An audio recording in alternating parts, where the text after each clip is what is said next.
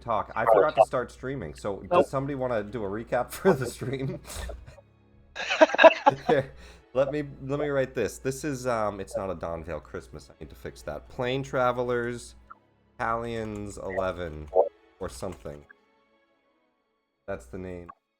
Session. Copy paste. That sounds like an age thing. Like Callian suddenly turned 11. I feel like I have to admit I've never seen Ocean's 11. Yeah, Wow. that's okay. I mean, you know what it is, right? No clue. Take a guess. I think you know what it is. I'm guessing something to do with gambling. Yep. I feel like she should be made to watch Ocean's 11 before we play now. All right, guys. First 2 hours of stream is a movie stream, so sit in and buckle up. Ocean's 11. Simple TLDR. A guy gets. The guy, George Clooney, handsomely. A guy gets 10 or 11. I don't remember if he's counted or not. People counted. together. Okay, so he gets 10 people together. The most important plot points already. So I'm Danny doing a simple TLDR. It's All right, like, listen. it's like No 11 inspiration for and Ocean's Bob's- 11 recaps. No inspiration for those. It's fine. I've already got inspiration. So Danny Ocean gets released from prison after being a failed bank robber and casino heist artist for many years. He finds out that his ex has that was a art dealer has hooked up with a casino owner in Vegas and hashes this grand plan to knock over the casino that he loops in all his old crime buddies into, and they go on this elaborate heist. And that's pretty much the movie. They're just a bunch of rogues. It's a gang That's of rogues. what I said. It's a gang of rogues, and you get to see their different specialties, all the different subclasses. And he's an Inquisitor rogue. All right. Yeah. Back to it. I think that's about right. The party's in the Platinum Rooms in a totally different world, not watching a movie. Somebody give stream a recap of last session for inspiration. And I didn't cover everything, so. I've got inspiration. I remember everything that happened, but Where are we? What are we doing, Chell? No, not me. What do you mean? You fucking called me out for not giving you a chance. I just said that I wanted the inspiration. I didn't say I wanted to do the work. Do it. Do it. I just want the reward, not the work. Do it. Why are we here? What are we doing? Where are we going? I don't know, we're gambling. We heard Jawbreaker. Not good enough.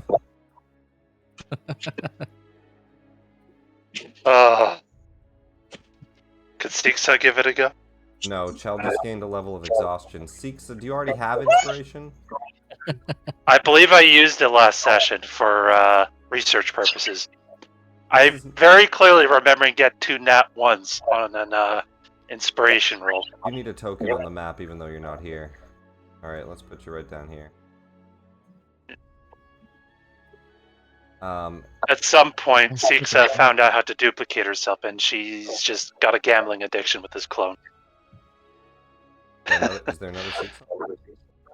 Oh, you mean No. like here? Yeah. Just justifying the duplicate. You're outside. You're in plain. You're in Sigil still. Yeah. But go for it. What's Yeah. going on? That actually is a good question for me, from me is what was Sixa doing this whole time? Because I actually don't have anything written down. Perfect. I'll get to tell you. Seeksa, go for it. Yeah. So, we had left the corpse of an old god. Our feline friend mentioned that he had a gambling thing in Sigil. And I wasn't into gambling, so I thought I'd take the opportunity to learn as much as I could from Sigil's libraries. And the obelisks themselves. And even though I couldn't see this happening, while I was doing my research, the rest of my party went into a casino and they began to gamble.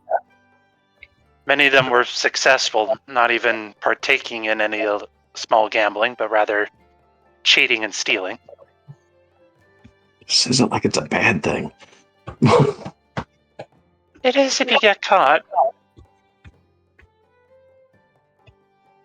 And after some success in spinning a large wheel, a vulpine female, whom name I've forgotten, she had come down from a portal-like staircase and proceeded to invite the party upward to the Platinum Rooms, where they were then given the opportunity to gamble on the success of adventurers through some scrying crystals. Many people were there. Dragon. Yeah. You tried to recruit a depressed dragon before that, but He said no. sadly, he said nah, and he's never seen again. But You also paid the party his is full debt. currently... Yeah, we paid his full debt and tried to recruit him to the Tiamat debacle. But, oh well, he's off doing his own thing. The rest of the party is currently gambling on the lives of adventurers, while a couple of those party members are spying on Prince Zelith, who seems to be trying to gamble in this very room.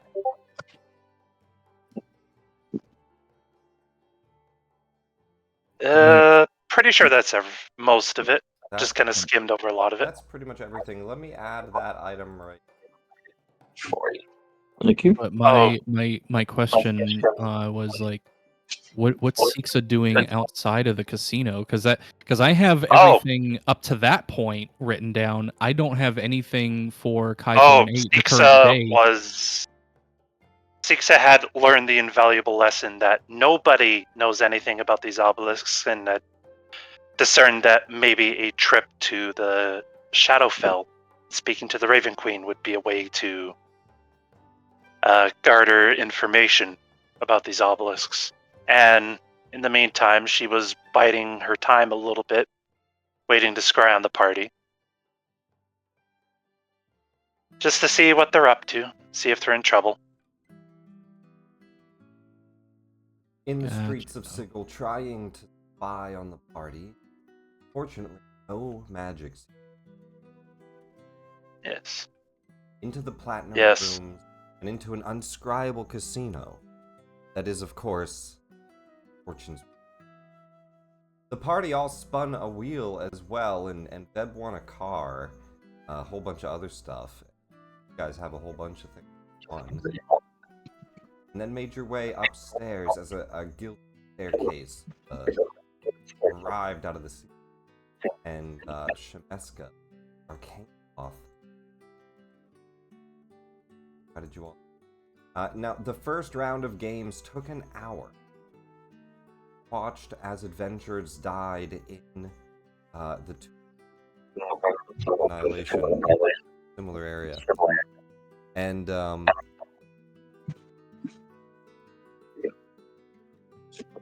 Sorry. No, you're good. It kills me. And we listened. Yeah, I can't. I can just hear myself. I'm hunting down push to talk now. Give me a second. All right.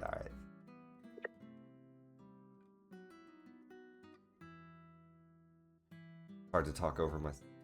I don't know how so many players talk over me. It's amazing because Can you hear me now? I can't talk over myself. Yes. You're good. Go ahead. No, thank you. Let's see. Where were we? The party watched as players died in a Tomb of Annihilation. A lich killing them, Tears of Annihilation destroying some of their teammates, and the party getting split. On the other side, Prince Zelith watched as, and I know we rolled for him too, watched as some other group died in the party. It's a crowded area. You can see this art, very crowded. You're like shoulder to shoulder with tons of people. I obviously don't have all those map. So it's loud, it's crowded, there's music playing, there's different like loudspeakers. It sounds like a gaming hall, right? There's different loudspeakers for scenarios going on and booing all at the same time. kind of like a stock market, how much shouting for. And that's where we currently are. Do we want to stay and play more games? You guys, fast forward. I want to accidentally bump into my uncle and rob him. Oh, you beat me to it. Well, so I know we rolled for who spotted them as well. I know Chell spotted them. Did we alert everyone? I know Dust Chell did. spotted them, but Dust doesn't know who they are. Yeah, exactly, yeah. And sorry, Chell, what'd you say? Chell, like, she alerted Callian, but that's about it. Okay, so then Callian, you do know. Did you want to try to steal from him? Yeah. Okay. Can I give her the help action by engaging him in a conversation over the game that they're currently playing? Maybe placing a small side wager with him?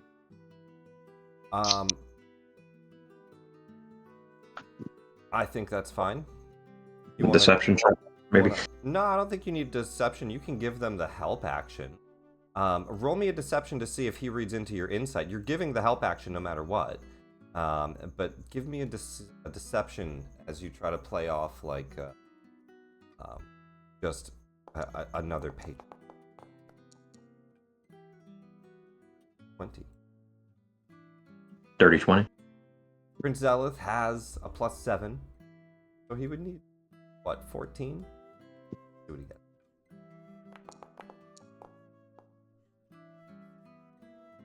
gets. Actually, a 13. Beats it.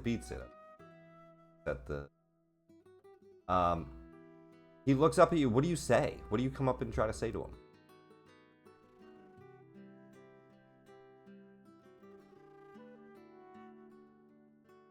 Oh, well, don't forget you're push to talk. Thank you. I noticed you were happy for your winnings, possibly purchase some ships. I myself am a captain of no small renown over the Astral Sea, and am curious what kind of ventures you are partaking in.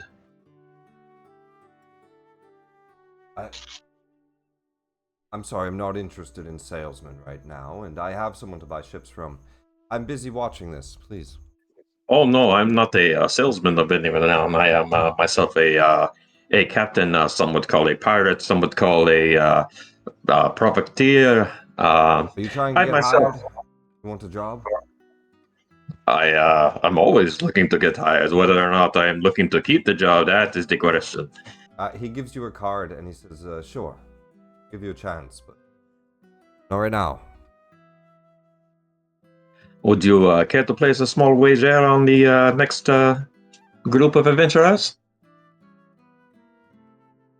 Yes, that's what we're doing, but this one's almost done. And he turns back to it. Callian, he does give you the help action as he distracts him, though Prince Zelith does not seem interested in sales pitch. Give me a stealth check. At advantage? If you have something that grants you advantage, the sleight Help of action. hand, the sleight of hand will be at advantage. So I don't think the stealth helped, but the sleight of hand will be. Still a 25. Oh no. His perception's only a +4, so he doesn't spot you. Which he can't. You know you can get past Charm. No Yeah, matter what. I'm sneaky. Minimum of 25. He can't spot you. He never has. You kind of sneak past him. Give me a sleight of hand. And I suppose, what's the minimum on this? For 30. 30? He can't realize that. But I had advantage. I want to roll it. 36. He does not notice. You start to pick through his pockets.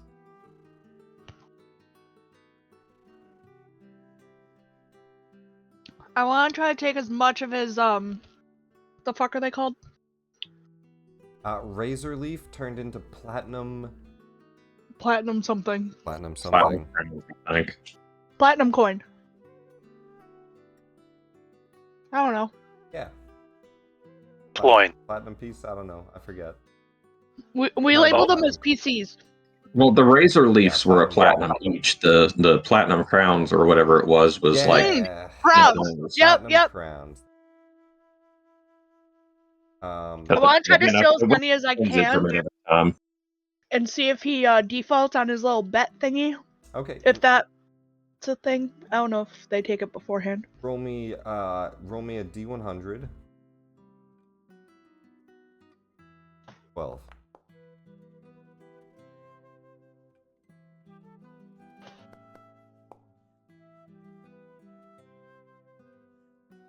Very nice. You reach into his satchel. He has more coin, but you can only steal so much without it, unfortunately, just becoming obvious, removing like a whole thing from him. But what you do get to is about 799 coins. Platinum coins? Platinum. Jesus fucking Christ! It's a large came chunk of fucking what loaded. he has. Still has about a third of the bag full.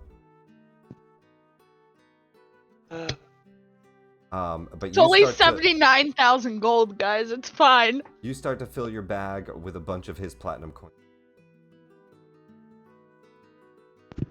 I put them in my new bag of holding. Okay. There you go. He doesn't notice. But at that point, when Dusk offers him to bet, he pulls his bag up and he says, "But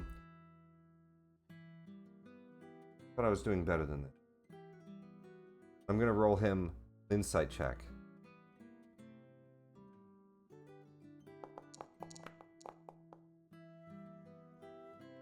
Kind of looks around. I think I've been stolen from. He looks at you, Dusk. Did you pick my pocket? Oh, you were looking at me the whole time. Maybe your luck's just not with you tonight, and you thought it was. Have you had a bit too much to drink, maybe? I think I know a thief when I leave now or I I'll thought call the guards. I thought I knew a shrewd businessman when I saw one, but apparently I did not, and then Dusk will walk away. He tightens the satchel and kind of puts his hands over it on the table.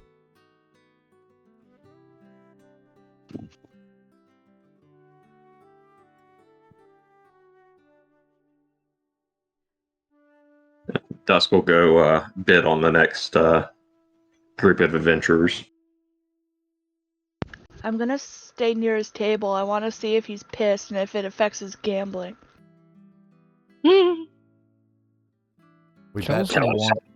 Kelly's just trying to ruin his life as much as possible. Yeah, absolutely. Go ahead, Alex. Chel's gonna wander over to where she heard the Jawbreaker laugh. Oh well, so that's gonna be upstairs. But that's gonna be after I think one more round of game. So, Well then, Shameska's Chel gonna is. invite you guys. Well then, Chel is going to do nothing and just observe. All right.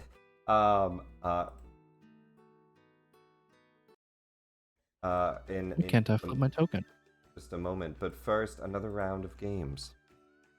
Let's Sorry, let me pull this back up. Planescape, yes.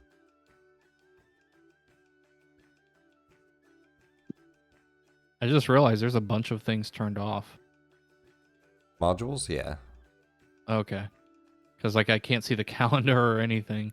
And Well, I you can can't still flip my token. see the calendar. If you go to journal notes, there should be SC, which is simple calendar. You should be able to Oh, there find we it go. still. It's just not a tiny pop-up. Which I thought I turned small time on, so I don't know why it's not. No, it's there. I see it now. But I can't flip my token. Oh. No, you can. You just have to go in and edit it to flip it. Which is Damn. yeah. That's so dumb. But no big deal. It's just for knowing where your guy's at. Let me find this though.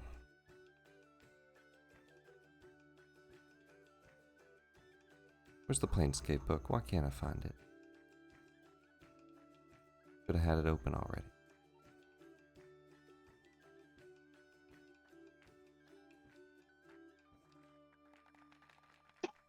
Oh, because it's up in this category, isn't it?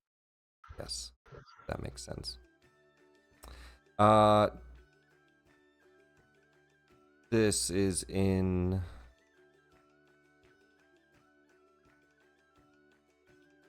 Let me go down to the platinum room. Chapter 14 is where the platinum... There they are. Alright, let's go back to one of these games. As you guys continue to place bets in Dungeon Land, the next game that appears on your guys' table, which at this point, what table do you guys go to?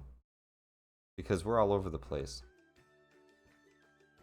Have we got an idea of which ones are which dungeons? Nope. It's a new dungeon at each start. You just wait and see what appears. So, what table are you sitting at to watch? I guess I'm at the one me and Chell are sitting here right by. On the left of the screen. All right. Are Callie and Veb at different tables, or yeah? Where do you guys go? I'm where my uncle is. All right. Are you gonna bet at this table, or are you just watching? I'm just watching. All right. All right. So the three of you at this table, I need one of you to give me a D4. Chell's not betting, so Dusk. Dusk Are rolled you a 4. betting? Yeah, here. Yeah, Dusk is betting. He rolled a 4. Oh, you know what? Actually, I think this is... I feel like maybe this is what I read for Zelith's game. So if I'm betting, I roll a 1d4. No, this is just to see what Okay. game shows up, but I think I already read this one for Zelith's game. I think this is the one. An adventurer runs holding an armful of jeweled sculptures that resemble various desserts. Yeah, Agreed. we've seen that one. This was Yep. Zelith's game, so Yep. let's just do either 1 or 3. Veb, roll me a D2. Let's roll 1 D2. A bag-like monster that looks like an executioner's hood wraps around the adventurer's head. The adventurer struggles, and they begin to suffocate. And I need bets on whether or not they survive this adventure. How much you want? That bag is beautiful. It's a cloaker. Dusk is going to get bet the 200 platinum crowns that he won last round. All right, you want to bet 200? On them dying or not dying? Dying. I think dying. 200 on them dying from Dusk. Anybody else betting? I don't know who has the coins for betting, but it's in the Veb treasure agrees. sheet. Veb, you have 2 pieces, and then the party total has 799. I will bet No, my 2 no, more than pieces Mm-mm. that he will die. 571. 571 total. Veb, you won 2. So we do have another 570 pieces we can throw into the pot. It's up to No, you. Veb's gonna just start slow. She's like, "Oh, these are my 2 pieces. These are mine." So I put my 2 pieces down. All right, 2 pieces and 200 pieces. A D10 to see what happens. Alex, since you're not playing and you're just watching, roll me a D10. Decide whether or Don't not fuck these me, guys Alex. die. Here. So far, we're betting on them dying. Oh, is he not here? No, here, there he is. No, he's there. Give him a second. A 4. You watch as the monster suffocates the man. They die. Called it. Whoop, whoop. I mean, I admire its technique, like how it wraps around like that. Like, what? The party wins. So, plus 200 more pieces to Dusk. And plus 2 pieces to Veb.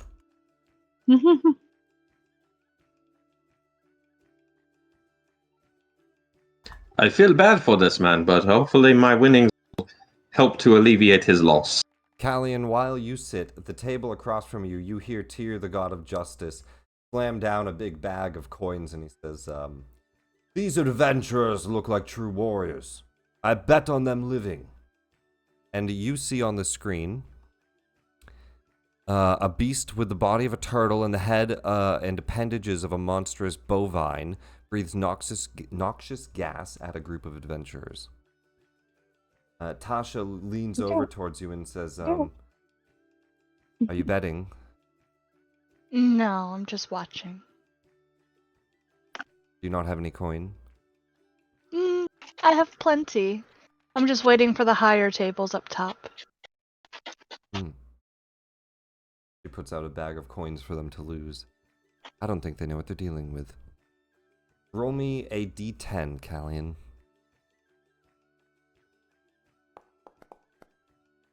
A 9.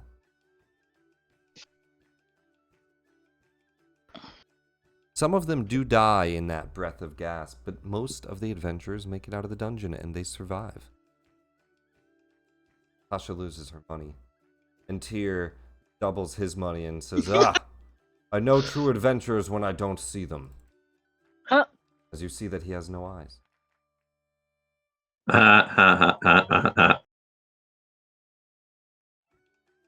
Clever wordplay. Did my uncle win?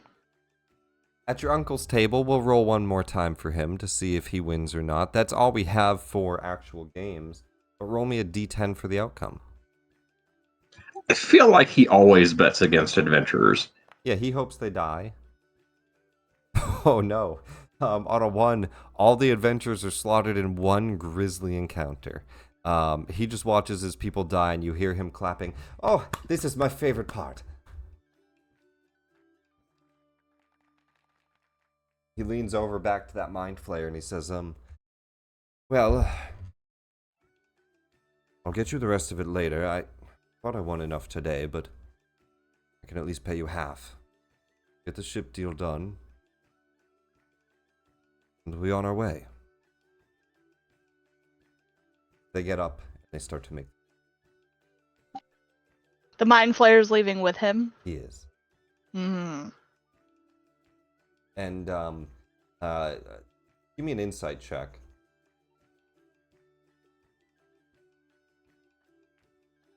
Insight. Yeah, I suck at those. A 1. Unfortunately, the mind flayer never talked, but, he's like nod and acknowledge him. They got up and they only ever heard.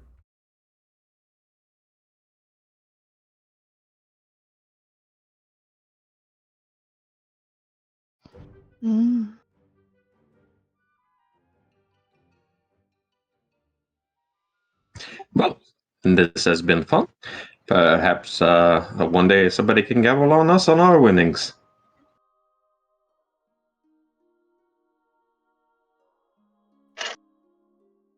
The bouncer looks and says, oh, that's where I knew you from. Ah, yes, if you bet on me, it's always a sure thing. Yes. Oh. Some of you made it out. It was fun to watch.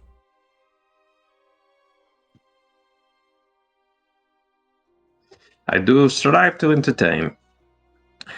Say, do you happen to know anything about the pretty Vulpine woman that runs this joint?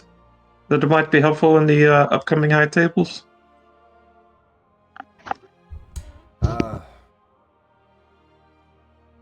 But, there's a few other games that you guys can bet in, and there's even a few play in if you're interested.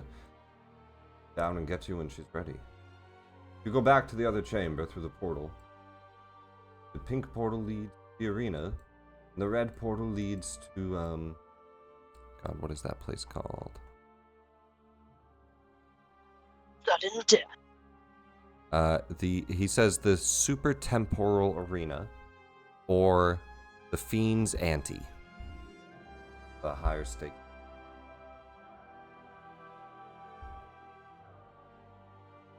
Well, I am here under a special invitation to play at one of the high stakes games, so I don't want to go where I'm not supposed to go when the time comes, so I'll just wait on that here. And as you guys sit and play, after a bit of time, Shameska does. Stepping through the portal, she finds a few people and gathers them, and that is when you hear Jawbreaker's laugh as the other agents of Chaos step through, being picked out of the crowd, step through the gate, and the rest of you are then called over by Shameska.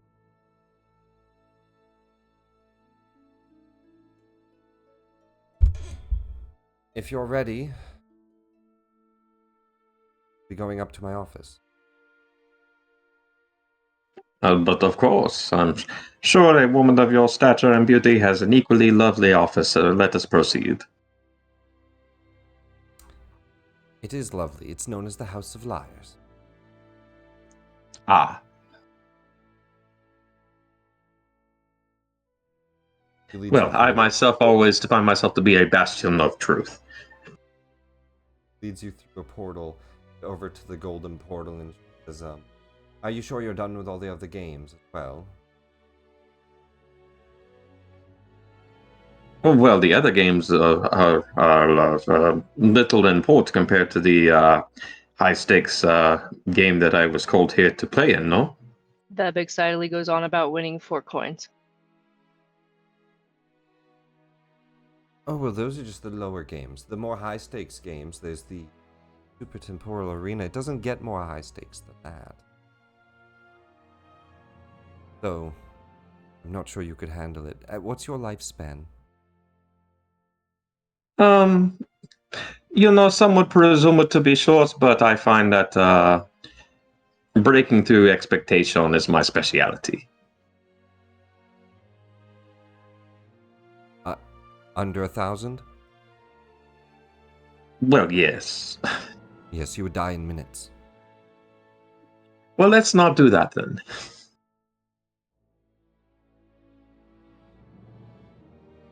I am sorry. I apparently appear to be a bit confused. My expectation here was that it was going to be a card game or a roll of the dice or something of that nature. These games appear to be no, the what do you high say? stakes card game. That is currently, I believe, two of my friends, Vic Shear and Bolmaz. What I was getting at was I assumed there was a specific game we were being called here to play in, but it appears to be our choice. Oh, there's a much greater game being played. You all have been chosen in, yes? Aha, and where do we go about playing that game? Well, if you're done gambling... Can I insight check that? Go for it.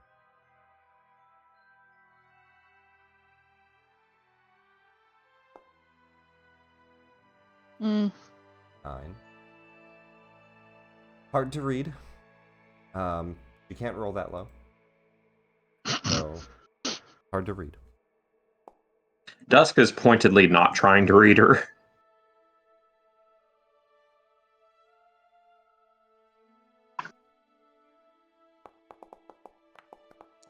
Rolls a nat 1. Oh.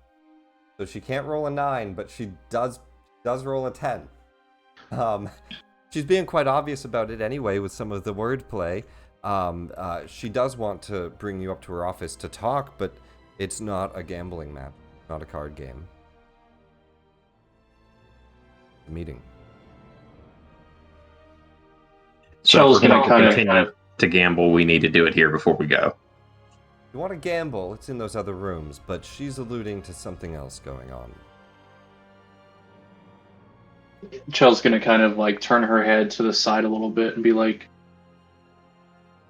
I thought you were inviting us to high roller tables. What are you inviting us to?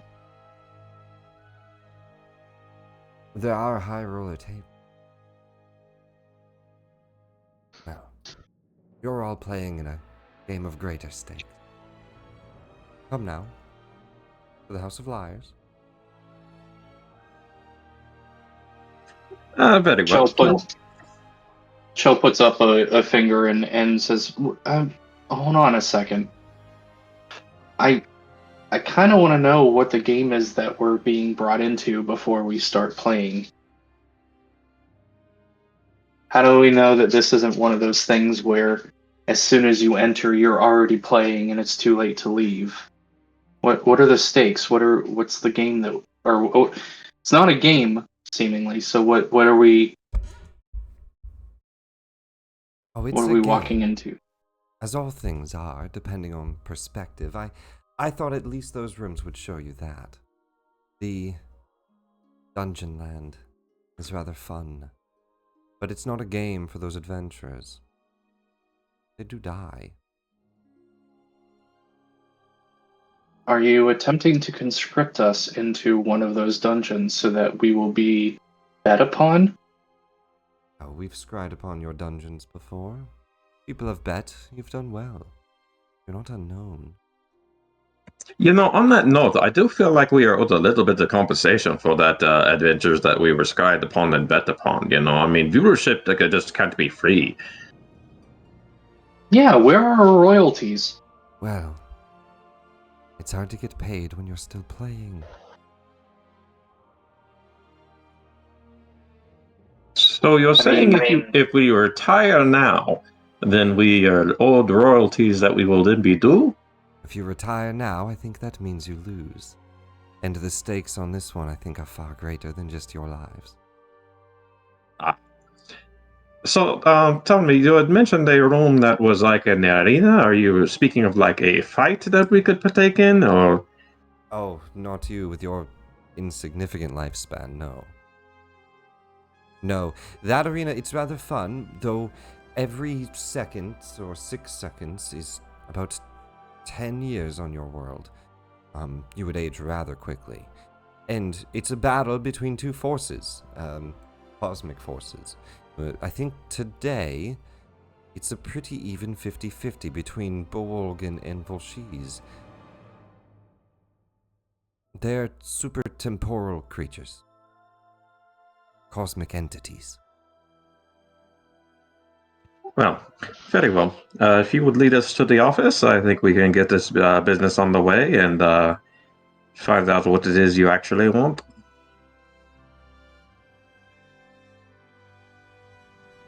Well then, follow me. Although the card game is fun. Beans Ante. You are welcome to play that, but perhaps after. Yes, perhaps. She steps into a portal, teleports through. Follow. Yeah, let's go follow. I do note for the gambling that we are like hundreds of thousands of gold in the positive right now for visiting this place. So I think I'm good on gambling. We've made a good amount of money. The Fiend's Ante is a cool card game going on, though. You guys can play in that. The other arena, you would die. You would most likely die. Every round is 10 years. It just in the stand.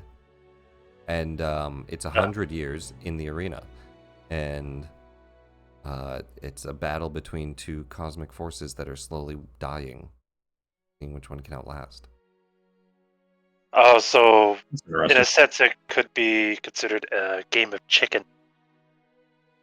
Kinda, yeah. Who can stand there longest? It's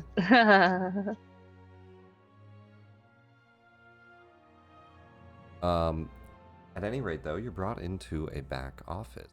The first thing that you see, colorful silks and mosaic patterns cover the walls of this airy entry chamber. Several shallow alcoves line the room's perimeter, and at the north stands a platinum double door. At the center of the room, a crystal sphere hovers over an ornate, burbling fountain. And behind that, you see two archons. These guys are they both bears? Yeah, it just says two warden archons, so we'll say they're both bear-like.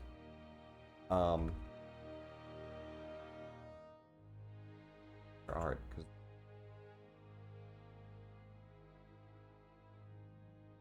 They look kind of priestly. They look like celestial.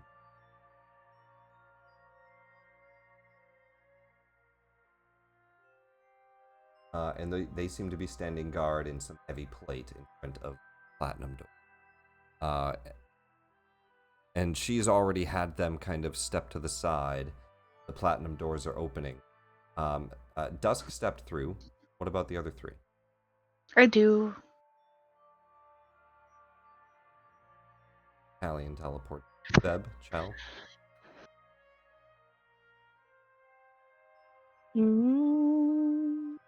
Okay, let's go, I guess. In we go. Shell's gonna sigh and just go ahead in. Oh, I guess I'll move myself. Veb's head pops out for a minute going, come on! You step in, and there's faint music as the door opens. Walks in, sitting herself behind.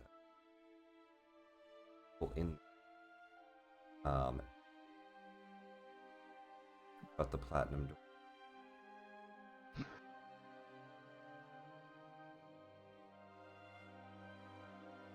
Faint music and sharp perfume drift on the breeze, blowing amid the columns and alcoves of a lavish chamber. Gemstone mosaics and platinum gilding glimmer amid hanging silks and furnishings heaped with cushions. The eyes of dozens of vulpine visages, sculpted on columns and decorative statues, stare in your. Behind a narrow-standing desk, a familiar red-furred figure looks up at all of you. We've been waiting for you. Please, come, take a seat.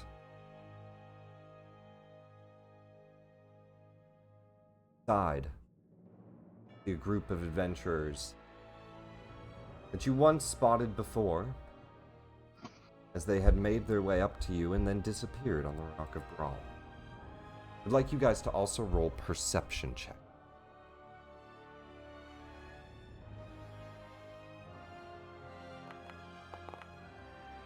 Fuck. 17. Crit! All of you have ability, see invisibility once a day. You're able to tell there's invisibility. Tell with true sight, you can see them. There are two bodyguards that seem to be invisibly kind of like floating up at the. This is what look like, though obviously in battle formation. Large creatures. And one of them looks kind of elephant-like. The other one looks like a mass of. And somewhat octopus.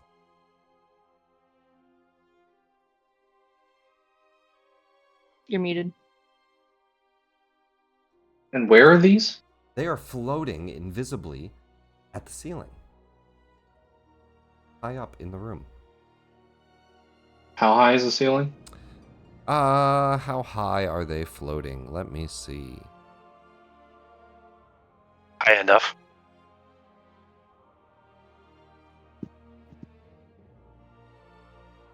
I'm sorry, they're invisible. They're just lurking near the door, it says, in one of these alcoves. So we'll just say that they're like this.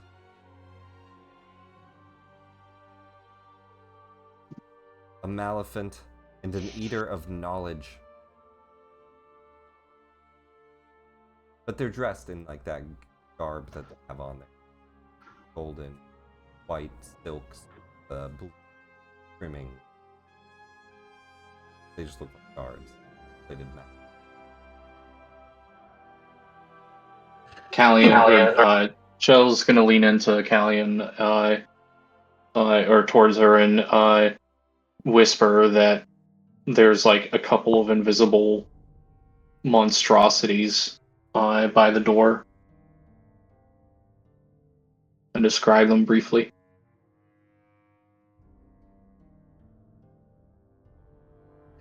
Well, it does not seem like you have brought us here to kill us. I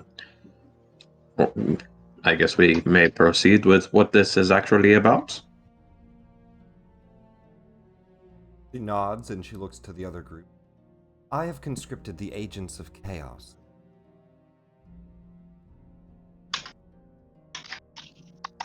Are you familiar?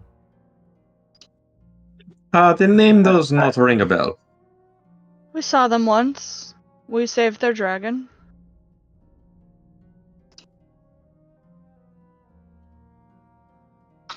It's somewhat about that. Oh. She nods to them. You see one of their... She looks kind of warlock-esque. Dark robes. Black lines going up her arm.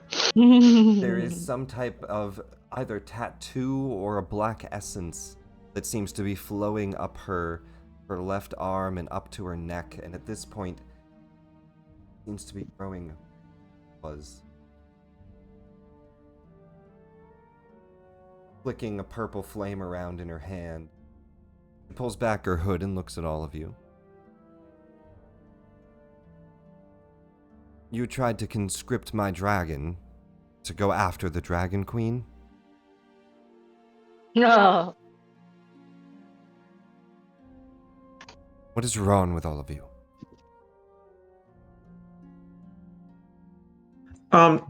If I may, I was not around whenever the decision was made to go confront the Dragon Queen, but I believe that is a recent endeavor from what I have been told from my conversations with the rest of my party, and I believe your dragon was a different dragon than the one that tried to conscript us into it, and we have not had conversation with your dragon in quite some time. Well, when a dozen dragons gather in Sigil, it takes notice. Yes, but we did not specifically go out of our way to conscript your dragon to go fight in a battle with the Dragon Queen. If they chose to do that of their own volition and join their cause, then that is up to them, no? It is not.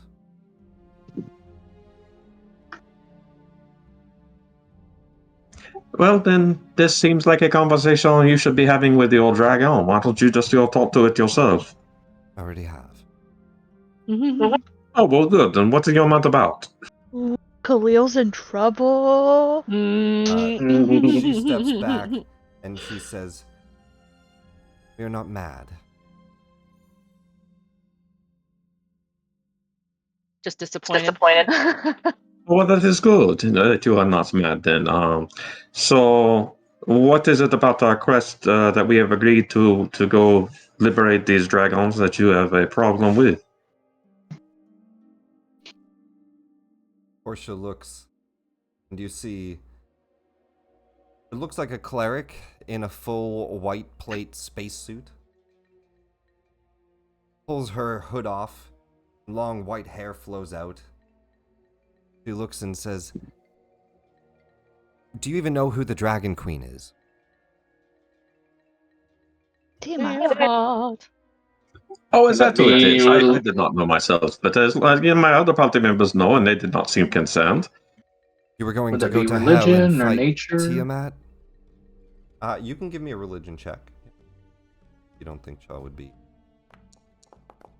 Well, she's familiar. Just I'm asking more like intrinsic knowledge. Really knowing what they're getting into. No super in-depth knowledge. You know Tiamat, the god of dragons, one of two, kind of a yin and yang between them. The god of the evil dragons for the most part.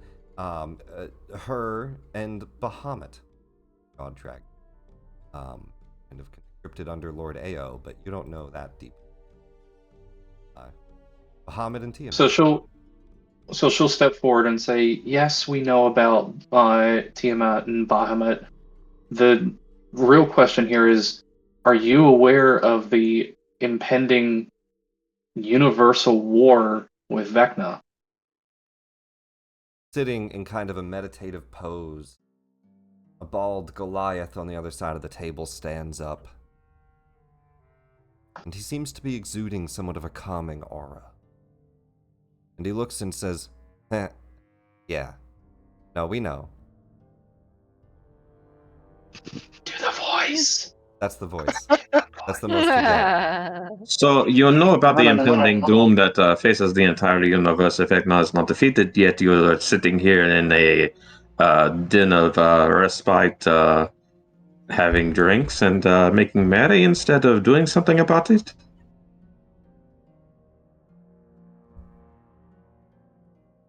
A dwarf stands over and says, "Aye, who are you to question us? You don't know what's going on. You don't even know what you're doing, starting a war with Tiamat and her own dragons."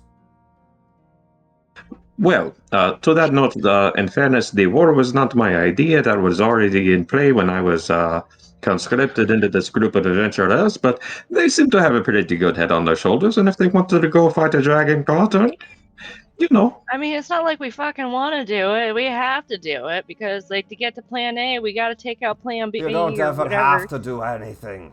You make every choice on your own. Well- yeah, and our choice is try to save the universe. So, Well, you'll see in that regard, if Vecna is allying himself with Tiamat, then the smart thing to do is to chip away at the allies until the force you have to fight at the end is not so formidable, no? On the other side of the table, wearing a heavy cloak that seems to be magically enchanted. It's gray. A neutral robe of the Archmagi.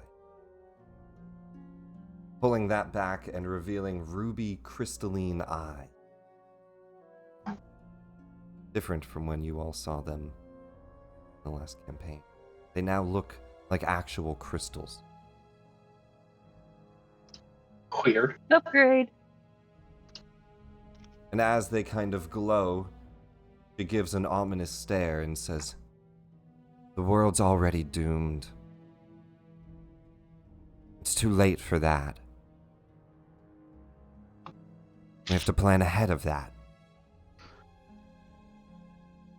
For how to survive doom. So you are presuming to come up with a plan on how to live after Vecna destroys everything and rebuilds it into his own image and liking. Like, did you guys have the same vision that we did? Because I don't think you can rebuild after that. Yes, your decisions here seem almost more impractical than ours. At this point, Shameska says, "I'm glad you all at least seem to put things together quickly. Yes, the plan that I've conscripted the agents of Chaos for is indeed to get ahead of Vecna, to wait for his destruction, to use it to our own." She gestures to the side and a shimmering image begins to appear. Not the actual obelisk, but an obelisk appears in about 15 feet tall, covered in runes, made of a black stone. "We have been preparing. The Lich God has taken the obelisks and the knowledge of them, and he's beginning a ritual to rewrite the gods. And we want to get ahead of that." So I am apologizing if I am perhaps not as quick as some of my other compatriots, but I just wanted to break this down for myself. So your plan is to wait until everything is destroyed and everything rewritten, presumably as well yourselves, and all the gods into Vecna's likeness and simplicity, and then to go and fight him when he is all powerful. Oh no, Or are they gonna... we weren't planning to fight him.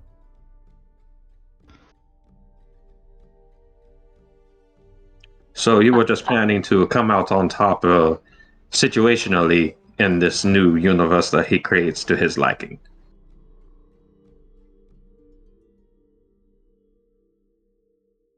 Yes. Okay, then I guess my question here is why do you need us for that? That is a good question. Well,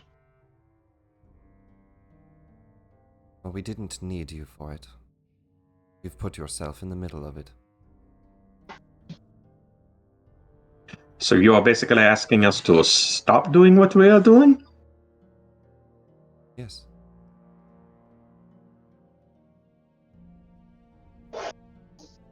You see, we work for Tiamat. And she has crafted her own obelisk. One that will help keep her pantheon. And in doing so, the agents of chaos will ascend to godhood. Each of them having their own lair, a level of hell, as well as myself.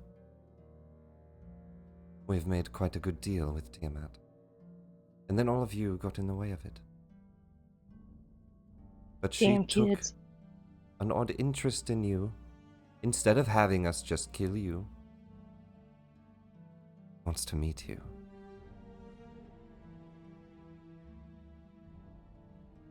So I brought you here to invite you to hell.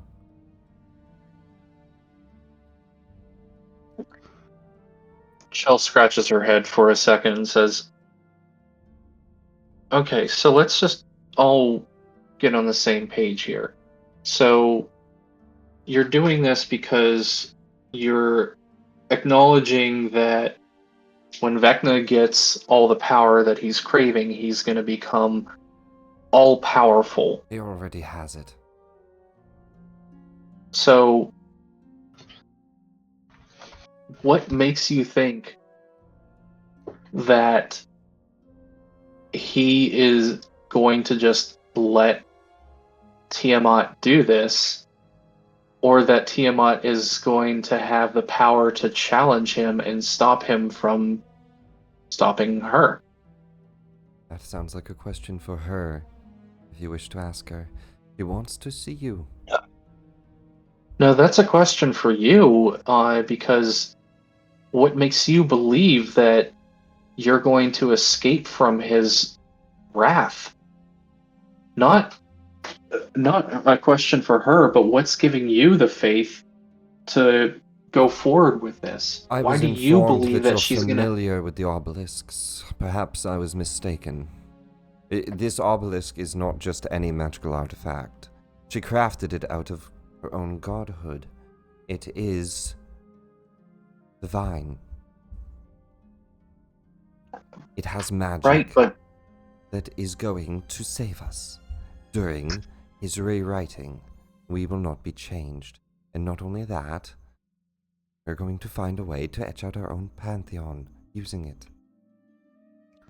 This all sounds a bit well and good for you, and you have given us a lot to think about, and we may need to have a bit to discuss this amongst ourselves, and we also have another party member that did not come to the casino with us because, of course, you were inviting us here under false pretenses, and they did not want to gamble. I have already sent guards to get them. Ixa will be joining you soon. I just would like a moment with my full party of compatriots to where we can discuss this in private before we go zipping off to hell. There is no place more private than the House of Light. Take a seat. Yes. Relax. I mostly meant more private, away from you and the likes of these adventurers that I have never met before.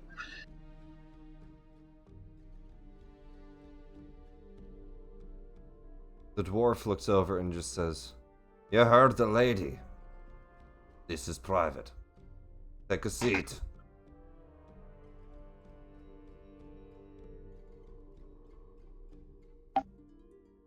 Chell shakes her head and says, I don't think you're understanding what I'm asking, though. Boy, she's understanding. What makes you think that Tiamat's one obelisk is going to be able to stand up against the however many Vecna is in possession of? It is not for me to know that level of information. I've told you. If you have questions for Tiamat, that is up to you. Hey, we're about to go see her. We can go ask. I just want to understand your faith in Tiamat. I feel like you will not begin to understand the fate of another person without walking it yourself. So perhaps we discuss this with Sixa when she arrives and develop a plan of action then, no? Mm-hmm. Being somewhere in town, where would Sixa be when guards arrived? I think Sixa would be back on the ships because at some point she would have tried to scry on the party, and she would be discussing with crew and friends to kind of gauge how worried she should be. There's like an intercom message over the ship. Yep. Sixa, somebody's at the what, I guess what would they call it? The stairway in, whatever the. It depends on what ship you're on and how they got onto it. Boarding ring. Somebody's at the boarding dock to get you. Huh? Who? Sixa, regardless, will kind of get up and wander over to see who's there. You see two tieflings in what look to be kind of like black tie suit. Oh. Is there a problem? You see one of them looks and smiles and gives you a bit of a nod. No problem. You're Sixa, right? The necromancer? Oh, I guess this is Sigil. Yes, that is I. Yes, our master wants to speak with you. Who is your master? Well, your friends are in a private meeting with her now, and she said that you would be needed. Seemed disappointed that you didn't come into her casino. Shameska, the owner of the Fortune's Wheel. Well, I guess I should go then. Give me a moment. Sixa will go back down, gather her things, and take her time to make sure everyone knows where she's going. And then finally leaving the ship with the two tieflings. You can see that they have a, because you're a little bit far from the lady's ward.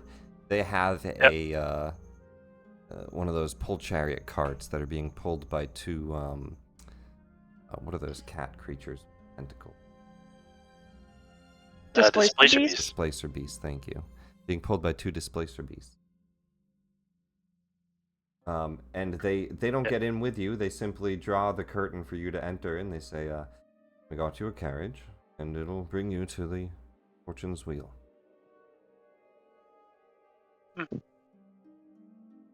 Sixa will twitch an antenna in, I guess curiosity, but then just hop in anyway.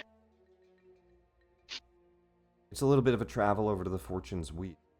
And when you get to it and they let you out, you see two little flickering flames appear from the ground, and the two tieflings are standing. One of them pulls back the curtain, lets you out of the cart. The exact same two tieflings? They look the same.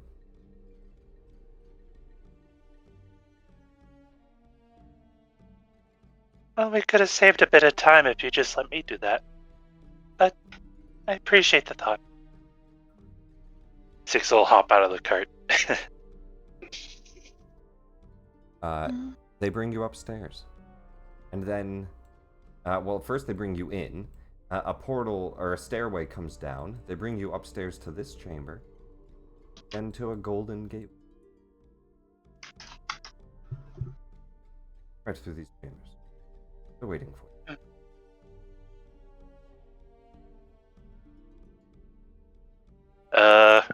Sixa will cursory just kind of try to telephone her friends.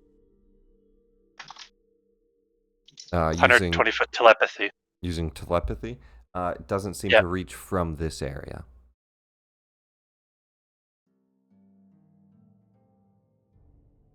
Six will hold onto her staff quite tightly and gonna proceed through the door, somewhat prepared for a potential fight. You see a younger tiefling behind this counter. He just kind of waves and says, I'm Cole Cook. Welcome to the Platinum Rooms. I believe you're looking for that one.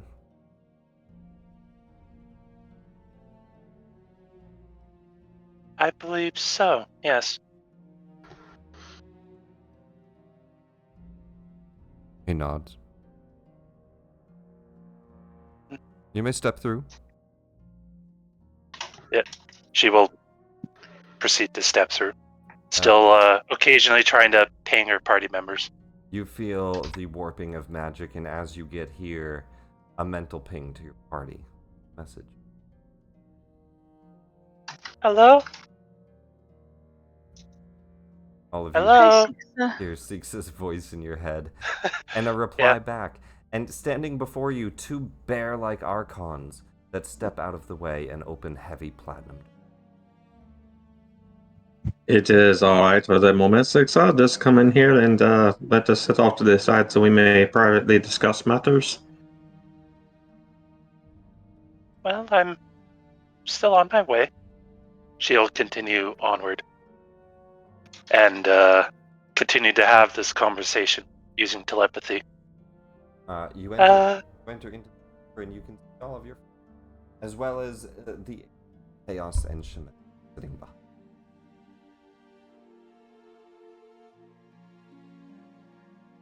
Who are they? Tel's The gonna agents think. Of Oh, chaos. sorry, go ahead.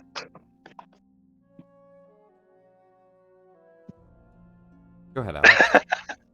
I believe they are the Agents of Chaos. They are a adventuring group that this Vulpine woman decided to employ to side with Vecna, defeating the known universe, and they are banking on that happening, the universe being remade, and then being made into gods of some such and given a layer in each of the 9 realms of hell.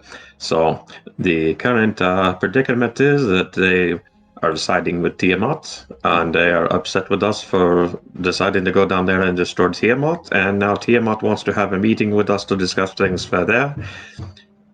I was thinking perhaps this is a good opportunity to go down there and, I don't know, cut off the dragon head or something? I see. So I take it this was not for gambling. Oh, we gambled. And we did gamble. It was a lot of fun, but I must admit, I was a bit preoccupied with the idea of a high rolling game and kind of walked into this one. Apologies. Yeah, I was expecting more gambling. This is effort. Yes, I do feel like I have been, how do you say, hornswoggled, bamboozled, hoodwinked, Hey. someone pulled my tail. I don't know. You all hear a voice in your head. It sounds ancient. It sounds raspy. Kind of sounds like a lich. Excuse me, this is a private line. And it says, My master's not so foolish. You see, other things at work. You can trust the agents of chaos, but not this arcane. I'm sorry, and who is your master? I should introduce myself. Though I'm looking right at you, you might not have noticed. The one with the ruby eyes. I'm on her back. And you can see a large scythe with an eyeball staring at you. Yeah. That is insanely creepy. So the agents of chaos are hiding their true agendas from the pretty fox lady, huh?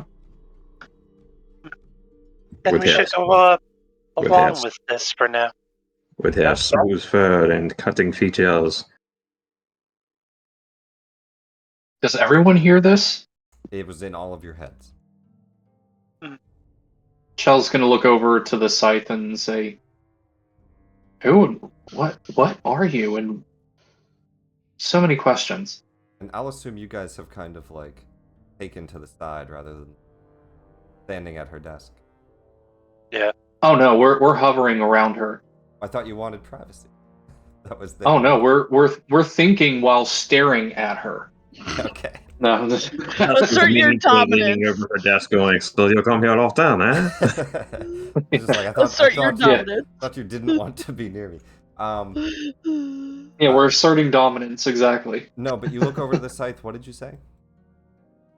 Who? What are you? And I have so many questions. What?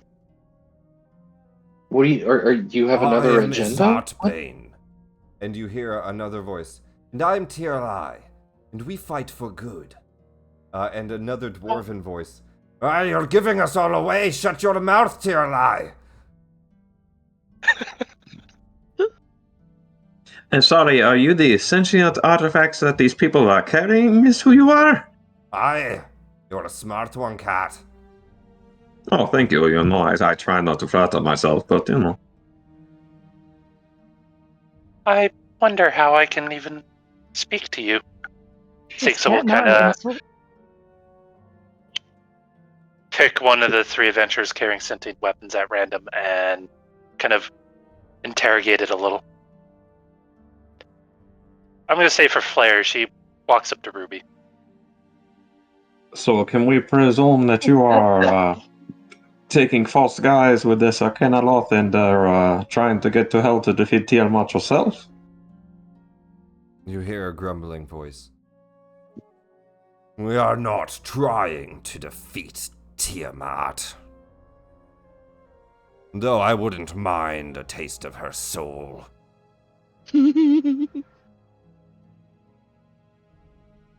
Okay, so What is you it just want to send us to hell to defeat Tiamat. We do. At least you're honest. We plan to go to the heavens and fight the Lich Queen. She's in Mechagon. We will take her out, though her soul is tainted and I do not want it. Lich Queen? The Lich Queen. Vlaakith. So while we strike one of Vecna's allies, you will strike at the other. That is the plan. Make a deal with this fox woman. Find your way to the Hells. Get into the Red Belvedere. That is our owner's wishes. They simply play a part as her mercenaries. That is good to know. Now, small tidbit, if we were to do this, we do need to cash out because we have won a considerable sum downstairs and would be ashamed to let all that go to waste just to further our plans. And while you're having this conversation, we get further. Dixie, you walk over to Ruby. Yeah. Half on her back, she looks up. Her eyes, this close, clearly are made of ruby. Oh. You recognize this as what most liches have, which is true sight vision. That is... And she herself does not at least appear up front to be a lich herself. No. Looks like a human. Or an elf? What elf? Elveneers. Violet's the human. Violet's the human. Or at least, not even human, right? Or variant human. Mm-hmm. That so is... elven ears beneath her. Yep. That is interesting. I'll form a connection with Ruby. How does your weapon speak? He just looks up and says, "Whoa! You're not supposed to just speak in my head without asking. That's rude." Oh. Sorry. My kitten aren't, born to Telepathic. speak Yeah, other I know. languages. Okay. That Thrycreen? Yeah? Hmm. We have a Well, spelljammers ship. It's called the Scavenger. We also stole Hallister's little mini spaceship, which was pretty neat, but not.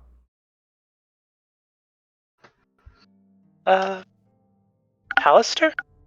Black Cloak.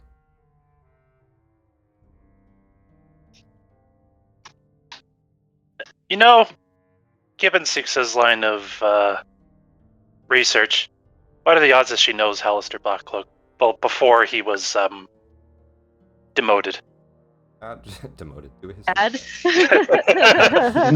Demoted to not alive. Do a history check. Promoted to dead. Would you believe me if I told you I'm still not in the game? I would not. You need to refresh. My God. I have even restarted my whole computer. Okay. Yeah, because That's at not one good. point the internet decided to crap out. Something that's. Could someone stream for him? Yeah, just let us know. Hear the game, or you can watch. Oh fuck! I'll hold off for the moment. But I got a 13 on the dice, and I Alright. don't think I'm proficient in history, so I think it's just a +5. I'll take a look here. History +5. Yep. 18. 18. Yeah, I mean you've heard of the Archmage Hallister, the Undermount, and you've at least heard of that situation happening on Coral, but not in-depth knowledge of it. But you know it. Oh, that wizard. I was just incredibly curious how I was able to connect with your weapon. Oh. They're all telepathic. It's annoying.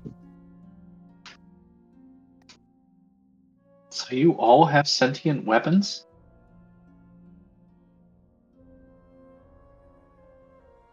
So I think this is only a line between Sixa and Ruby, right? I don't think. Yeah. Oh. I don't think unless you cast like a spell, I don't think that he can share the connection of.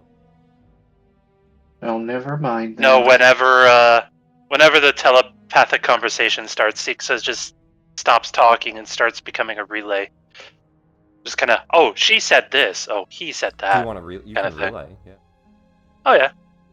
You relay that If information then, and yeah, Ruby Yep. replies with, "Yes, we all have sentient weapons." Well, Portia doesn't. Portia doesn't have any sentient weapons. No. Chell audibly snickers.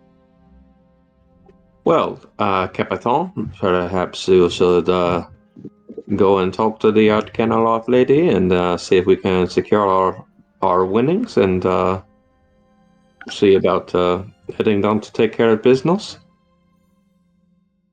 Are we gonna warn the dragons? I do not see a perceivable way to warn the dragons from here.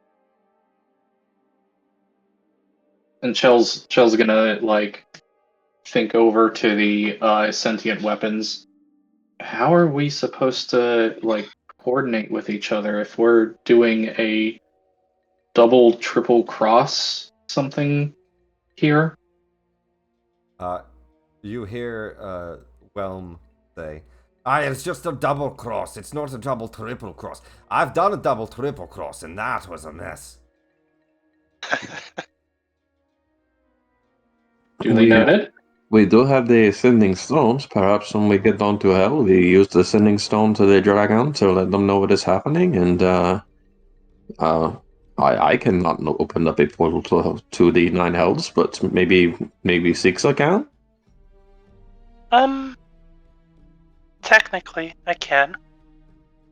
Well, with Sigil's magic and this place, not entirely sure it would function. Shameska But if we are in the nine hells, then you do not need to worry about Sigil's magic. You can open up a. Can we trade targets? How about we go to heaven and you guys go to hell? Why? You hear one I would say probably Black Razor. He says, "Oh, that sounds like a good idea. A much easier job." I wouldn't mind taking Tiamat's soul. It's worth something. Though none of the devils on the... If you want, go to the heavens instead. You can fight Flat and her horde of Gith. I think it might be a bit blowing the plan out of the water if they decided to go down and handle Tiamat instead of us, since we were the ones invited to go speak to her. Yes, it would Yeah. not work with our current situation. Oh, I'd never be mind. much more pleased, and it's an easier job. I'm fine with... Hey, I'm fine with doing the easy work too. Don't you go spitting on my plate, friend. Shameska looks around, though, at this point and just... Well, have all of you talked enough in private? I'm just curious about one thing, Shameska.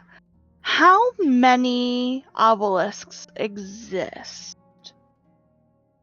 That knowledge has been erased. It's one of the secrets Vecna keeps. My estimation would say he has more than a dozen. You know, that is interesting, though, that he has been erasing the information about the obelisks, but you seem to know quite a bit about them. My queen, of course, is the one who knows and has informed me. I work as her agent. You'll meet her champion, Windfall, on the way down. I can open the portal when you're ready. Unless you don't wish to meet her. In which case, that really would be a bad state of affairs. Well, I would like to, how they say, cash out at your lovely establishment casino before we head down to Hell. I can do you one better.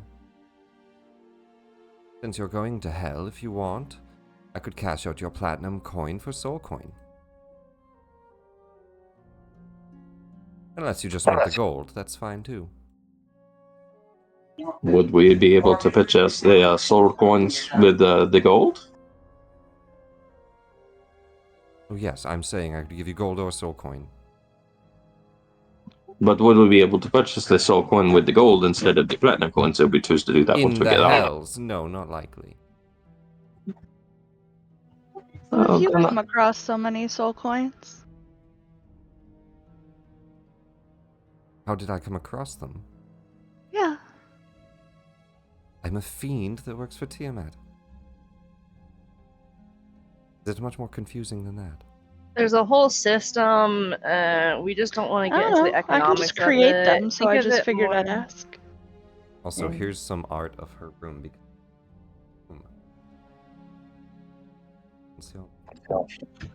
Very well. If you wish to change out our winnings for a different currency that will benefit us later, then perhaps that is the best situation. Is that including the thousands of whatever you've won? Don't maybe you want to do like half and half soul coins, half gold. Well, if we're going to continue to do it, then we can transfer them out down there. I don't see the benefit in having them half and half. So then you'll accept the plan to go speak with my queen in the Hells. I'll exchange your coins, and I'll make the portal. Decisions like that are up to the Capital. We'll go down. But we need the soul coins. Yes, we'll get you paid out.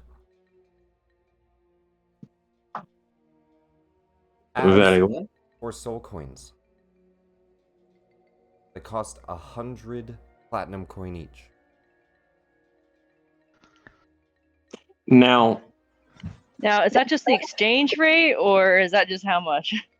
Soul you coins say- you can't purchase. you also say platinum coins, but the system we were running with when we got in here was Razor Leaf cost platinum, right? So, not platinum pieces, but yes, platinum coins, which you were making in the casino. Platinum crowns. Yeah. So we could have 177 soul coins, 4 platinum crowns, and 1 razor leaf. As long as somebody is keeping track of this exchange rate. I got this! Okay. All right. 3 French hens, 2 turtle doves. Why does this whole thing feel But like? there's no partridge in the pear tree. Yeah, you know It's all meant how to be like birds, so please no birds. You know how like video games will wash different in-game currencies around, basically money laundering in-game in order to get away from the whole paying directly for gambling. Like this feels like, oh, we're buying in-game tokens to get in-game gold to get in-game Yeah. I don't know, you know. Really, what it feels like is that the currency keeps getting more and more expensive, so it's easier to lose more and more as we go along deeper and deeper. Yeah. Well, that too. Well, that is it, right? Soul coins are probably the most valuable coin you've had so far. So do you want to exchange the max amount for 177 soul coins? I do. Okay. That's a lot of fucking soul coins. Perfect. Yeah. That's good. Anything else you guys do, or do you let her open a portal and send you guys to hell? Can we turn the razor leaves and the platinum into gold? Because Yeah. I don't think those matter. Yeah, that's fine. Yeah. But that's it. So, God, and I have to go back and look, unless you guys remember. Let me control F razor leaf. 410 gold? Right? Platinum. Because each platinum is razor leaf, 100 casino gold. chips. Yeah. So it'd be 410 410 gold. Yeah. A platinum is 100, and a razor leaf is 10. Yeah. Wow, guys, we went gambling and all we got back was 410 gold. And then Poor. 177 And soul my coins. submarine thing, and that shitty T-shirt, and the Yeah, All I the that's all I got was this shitty t-shirt. Oh no. I forgot about the shitty t-shirt.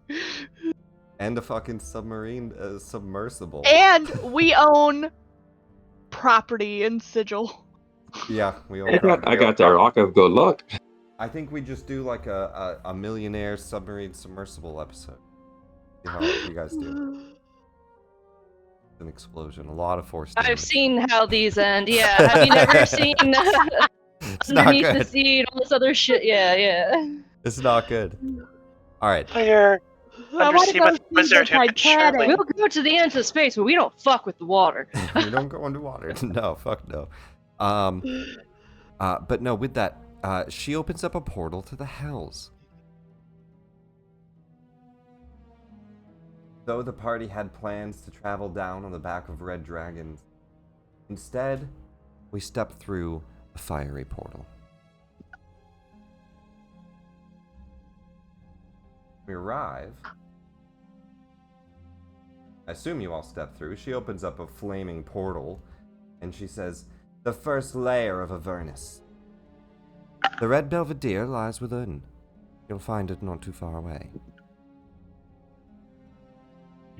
Would have been nice if you could have put us right in the casino, but that's fine. And Dusk will step through.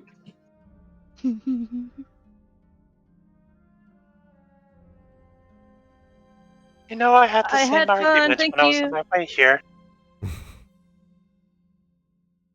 Thanks, I had a beautiful time. That's so true. All of you step We through a all step fiery through. portal. Yeah. And with that, I think that's where we'll do our break as we do the red belt. Sounds good. I'll be right back. Yeah. Jagged mountains around. You know ahead. I'll load us onto that scene. Quick break. Does Patrick finally load into the game is the bigger question. I don't know. Tune in next week to find out.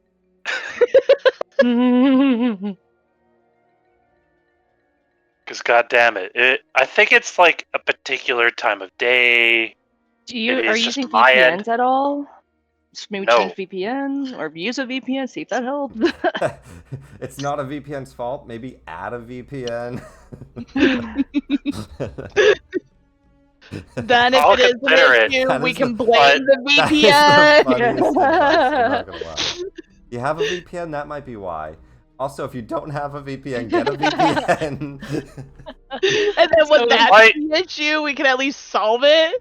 Yeah. Just take off the The internet- VPN. So, The internet's not terrible, right? super weird thing that happened to me, and I don't know. I know like Windows likes to add all these extra programs to help, right? I'm not a computer guy. Yes. I right click, I go to my task manager, and I look at what's really overloading my computer because I'm lagging like crazy yesterday. And it's Windows widgets. And I look up what are Windows widgets, and it's like, oh, this is an extra program. And then like one of the first searches, do I need Windows widgets? And the answer is no. And so I immediately close it. All the lag goes away. My videos started to load perfectly. I could play multiple things. Whatever Windows widgets was, close that shit if you have. But I use my task manager to kind of like just what's the issue? It is the thing that they have that'll show you like the time, not the time, like the weather and like stock prices and like random ass shit it that was lagging. I don't care about. It was lagging me to the point where videos weren't loading at their, and I have fine internet, like good internet. It was lagging me to the point where the videos weren't loading and I couldn't play a game at the same time. I had to choose. It's awful. Remember those days? Remember those days back when you I couldn't make a remember. phone call without having to turn off the internet? Somebody's on the internet. I ain't gonna get my phone calls. The church is gonna be calling me soon. You gotta get offline. Don't you know what time it is? You know what? Back in Ohio when I was a kid, I lived in call- Ohio for 2 years. I hated it, and that's actually we had dial-up. Actually, what would happen? And if you called after 6 or 8, you were getting 9. Yeah, 9 especially by Dad. If you called before. Call during dinner.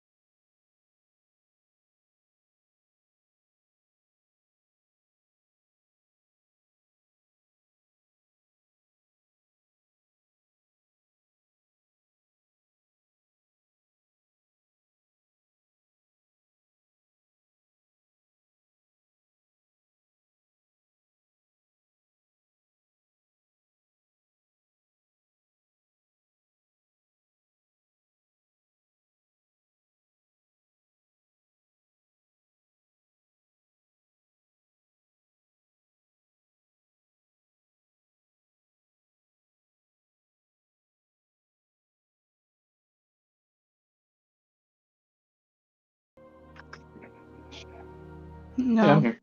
All right. Cool.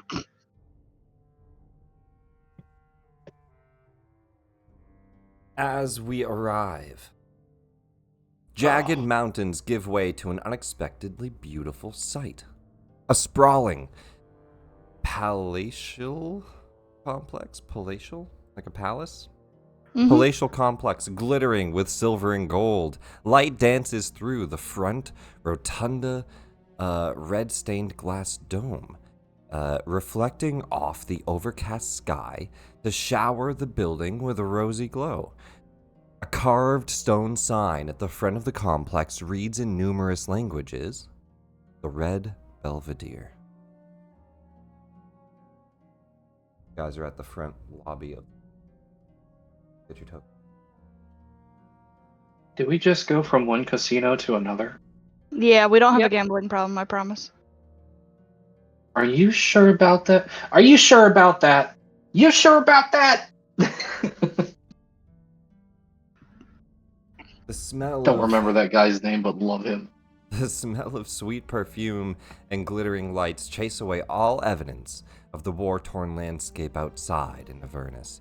You guys didn't have to deal with that. There are random encounters out there if you want to go fight them. There's one where you save a unicorn. It's an option. Aren't unicorns evil? No. Definitely not. Maybe. There is a movie coming out that discusses this exact conundrum. In D&D, they're Talking not. about the ones when I run over the uniform. They're not evil in D&D. Yeah. Oh yeah. All right. Anyway, outside of the war-torn landscape, a gilded statue of a roaring dragon presides over the casino's lobby. Distantly, you hear clattering coins and patrons laughing in preternaturally deep, preternaturally, I don't know how to say that word. Preternaturally deep voices. They have deep voices. A winged tiefling soaring above the spectacle, wearing a patchwork, multicolored scale cloak, and covered in freckles on their skin of similar multicolored scales, and her prime tailcoat shimmering with every hue. While see all of you putting on a bit of performance before they land your party. She lands in front of you, does a swift gesture with her rapier as she sheathes it at her hilt, steps forward. Hello and welcome to the Red Belvedere. I am Windfall, champion of Tiamat. Okay, I swap sides. Hello. We have been waiting your arrival. So, take your time. I would like to see you first enjoy our casino. I'll meet you in the back rooms after my outfit. There, we will reach out to Tiamat. What are the rules of this establishment? I'm glad you asked. I have 5 headmasters, one for each game. And beyond that, the chambers of my grand hall in the Dragon's Pride. That is where you can stay and relax after gambling. Some of the different games here, we deal in soul coin. And so you will have to exchange what you have for coin. We can do some trade, though it's often people bring their own from the house.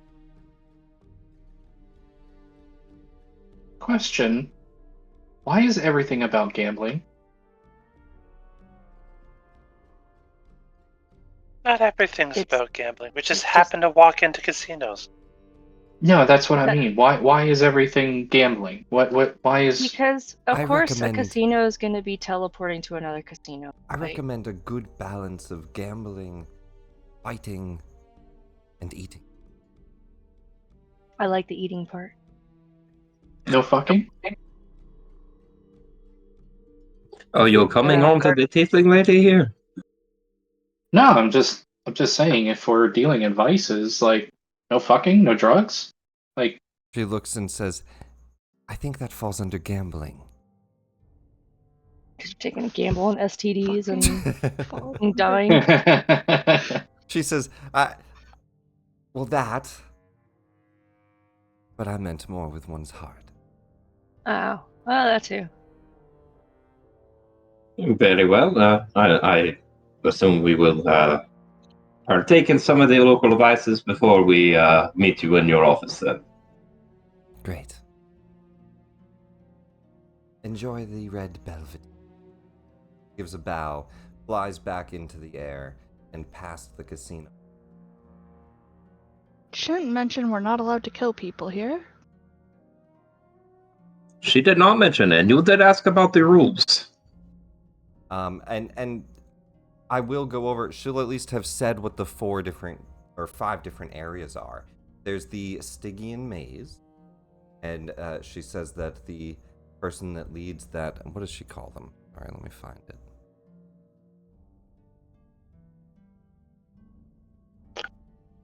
She tells you it's dedicated to Tiamat, of course, though if that wasn't already obvious. She says, we celebrate Tiamat here, her avarice and her pride, though you don't have to be a worshipper of her to enjoy and partake in the casino.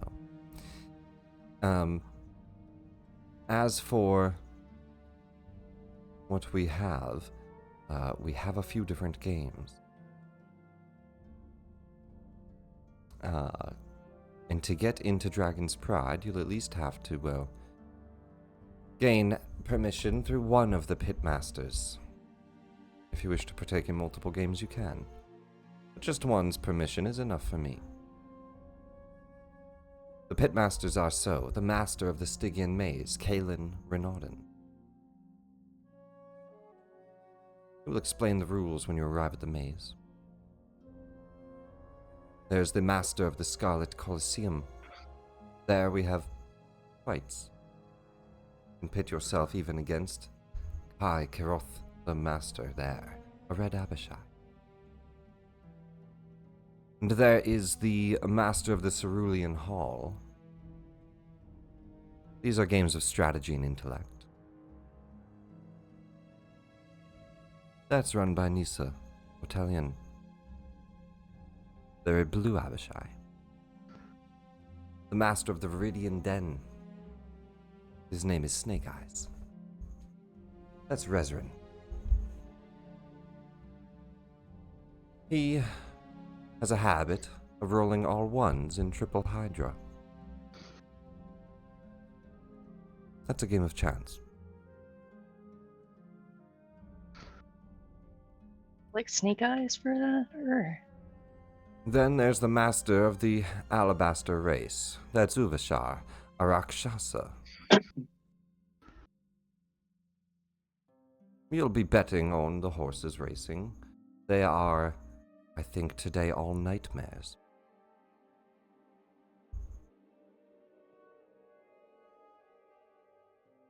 Choose one. Gain the pitmaster's acceptance. I'll see you in the Dragon's Pride.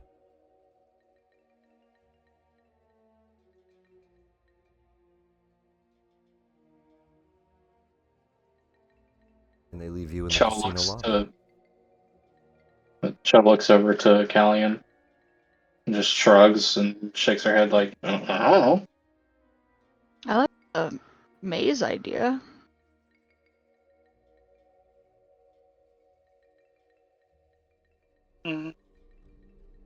So are you all going gambling again? Well, we have to in order to win the Pitmaster's stuff to go to the Dragon's Lair.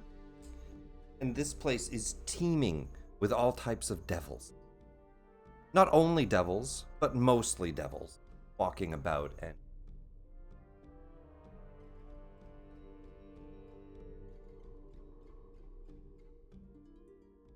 Shell's just gonna follow Callian because she has really no idea what to do here, and she's not a gambler. Six, are you going to look into my eyes and twitch your tentacles as you speak into my mind and tell me you do not find yourself intrigued by a room full of strategy games? I am mildly intrigued, but something else has my intrigue a bit more at the moment. Might I borrow a soul coin? Sure. He's gonna gamble, or she's gonna gamble. Let's go give her a soul. It's a different kind of gambling, my friends. Sixa has a magical cage that can trap souls. She looks at the soul coin and curiously wonders if she could pry the soul out of the coin and place it in the cage. The spell is Soul Cage, in case you're wondering. Take a look at this. Yeah. Normally it's meant to be a reaction as another creature dies. Specifically humanoid.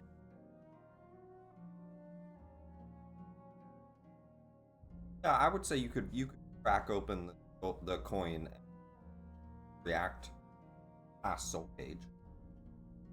It would just effectively be swapping it. Can I turn it into a trinket? The soul. Are we I gonna- don't see why not. Now, this is also our monetary currency here. You understand that you're spending quite a bit of gold to fill these objects and make these trinkets. Do you want to ask it questions and find out how it got to where it is? Not particularly. It seems like it has very little relevance to our main situation here. Oh, it is just helpful to have the soul in the cage. There are many uses for it, you see. Okay, well, I gave you one. I'm not giving you another one. I only need I'll one. leave your soul in the cage, then I won't turn it. So, do we all need to impress a pit boss, or just one of us, or? I thought it was all of us. Well, if that is the case, I am off to the Viridian place over there to go play with Mr. Snake Eyes. I am going to the maze. And I'm going towards the Blue Abishai, where he's got a challenge of strategy and wit. Okay, so you guys kind of split around the casino. Yeah. Alien heads to Sixa will. Oh. Sixa heads to the. Go ahead, Sixa. Sixa will ask to borrow further soul coin, promising she was only going to break the one. You'll have to ask the Capitan about that. I'm not giving you any more of mine. Captain? We'll give you one more soul coin.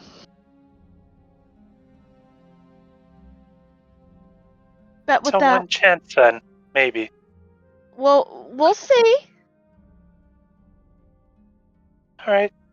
You were all upset about gambling a minute ago, and now you're like, give me more soul coins. Now, a curious thing about carrying soul coins. You have more soul coins than your constitution modifier. While carrying them, non-evil creatures have disadvantage on attack rolls, ability checks, saving throws, as you feel the weight of the souls. Oh! Well, I would presume from the amount that was gambled that Dusk has about a little under half, and Callian probably also has a little over half. A little bit. It's normal for me to have souls on me, though. Are you an evil creature? Are you evil? No. Then it weighs on your... Because there's a difference, because you can never have more soul tokens than you have your constitution modifier. You can carry equal to or less than your con modifier. Non-evil creatures carrying more have disadvantage on attacks, checks, and save. Hear me out. What if they're in my bag of holding?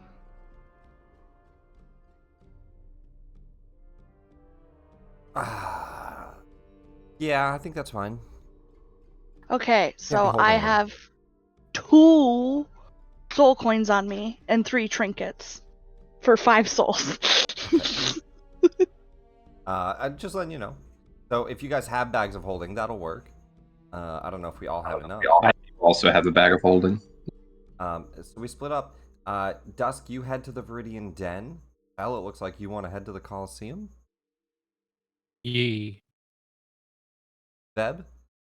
There is just the Alabaster race, though you don't have to be the only one there. You can go where somebody else went. Where does Veb go? What is the Alabaster race? It's a race, a horse race. Oh, I'll go look at ponies. Yeah. Yeah, ponies, Hell yeah. nightmares, same thing. All right. We're going to try to get through this more as a skill challenge. They did expect you to go as a group, but don't worry about it. We're going to go through this more like a skill challenge. And let's start because I'm a little more familiar with the race. Let's start with the Alabaster race. Here. Where's that? Here it is. Sleek white pillars surround what looks like a racetrack. The stands bustle with patrons, all eager to bet on an impending race. The arena hosts Nightmares Racing. Audience members are able to place bets, earning a payout depending on which steed they place a bet on. The top two of the given race and end up in the top two. So you can win if you hit the number one or number two. Anybody third, fourth, fifth, don't matter. 6 nightmares are racing. And first place triples your bet. Second place doubles it. Anything else, you lose your money. To simulate the race, place bets on a single number, 1 through 6. And then to determine the race, I roll that twice, and I can't roll the same number twice. I re-roll. So you're basically just betting on what number I'm going to roll for D6s. How many soul coins do you want to bet? How many soul coins does the group give to me? What's your con modifier? If I can find my page. I mean, you're not doing any rolls right now that would affect that anyway. So +4, it's 18. You can carry as many as you want. Just Yep. You just, if you're carrying a bunch, you. I'll take like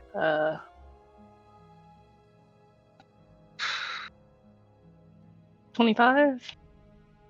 All right. And let's say, instead of con modifier, let's just say your con score. So Veb could carry 18. Okay, let's just do 18. I think that makes more sense. Yeah. Say that. But you can carry 25. You're, like I said, you're not making a roll. You're just betting on numbers. So no effect here on this. Now, just to clarify, each soul coin is like 1,000 gold, right? Yes.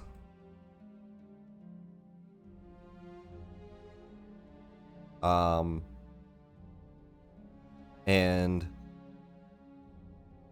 let's see.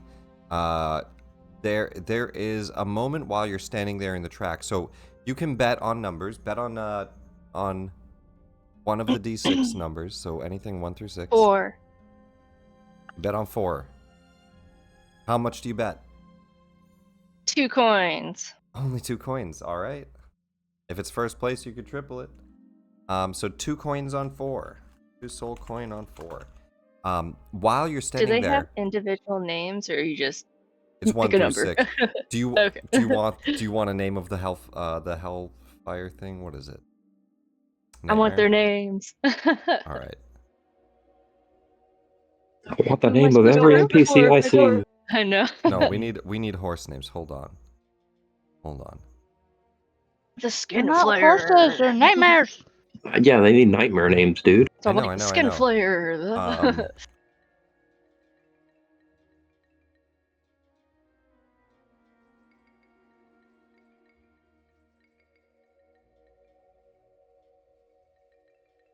Or any of them named Bucephalus. Because if they are, that's the one you should bet on.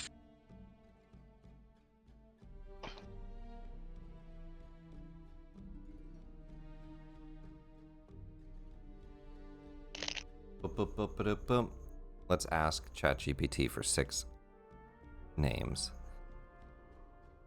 You see Uvashar looking down at the race. He says, and next up, And I'll just number them. In the first stall, Inferno's Gallop. In the second stall, Ashmane Blazer. And in the third stall, Eternal Ember. In the fourth, Shadowflame Charger. In the fifth, Pirehoof Fury.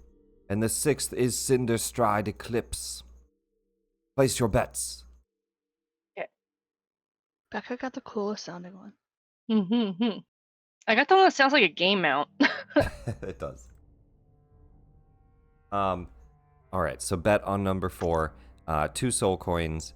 While you're standing there, and before the race starts, you see an elf in a stylish white suit approaches you, and he offers you a deal.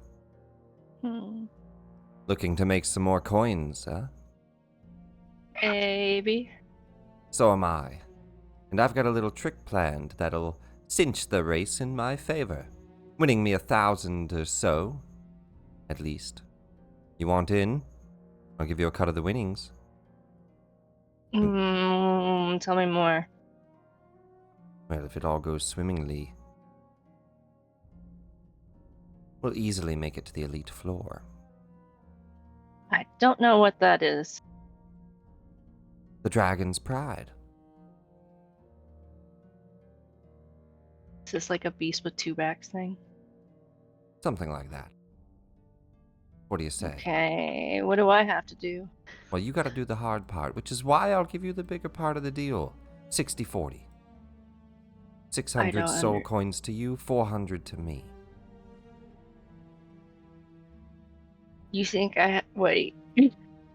Look, it's real simple, kid. There's 6 nightmares in the stalls. Mm-hmm. Now you're gonna take this, see?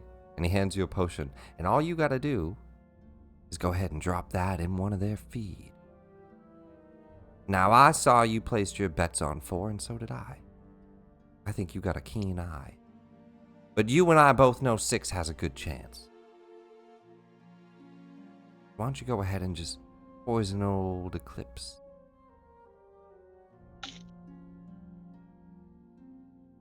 Beb's gonna look around quietly. Does Beb see any guards or bouncers or whatever for this establishment?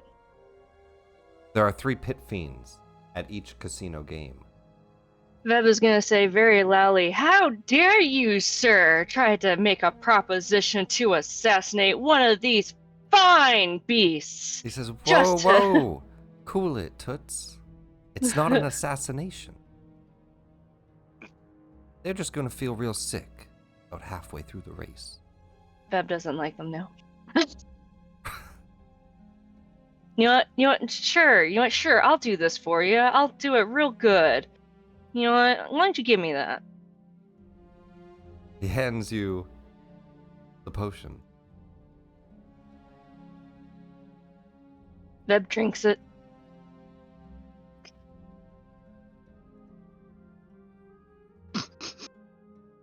Beb, you gain the haste effect for 1 minute Oh, nice. as you drink a potion of speed. He looks and he says, "What are you doing? That was my only one."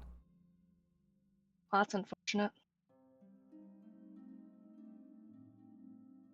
Beb immediately is like, you know what? Can you enter your own nightmare? Maybe I should be the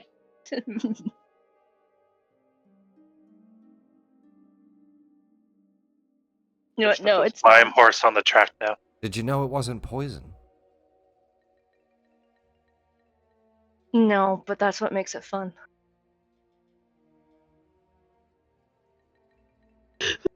You probably think she's fucking insane. He transforms. I mean, isn't she though? Changing in front of you Mm-hmm. to a white tiger, Mm-hmm. the leader of this race. He says, you're a strange one, Ooze. I like you. No matter the outcome, I'll give you permission to the Dragon's Pride. Thank you. Go ahead and roll a d6 to see if your horse wins.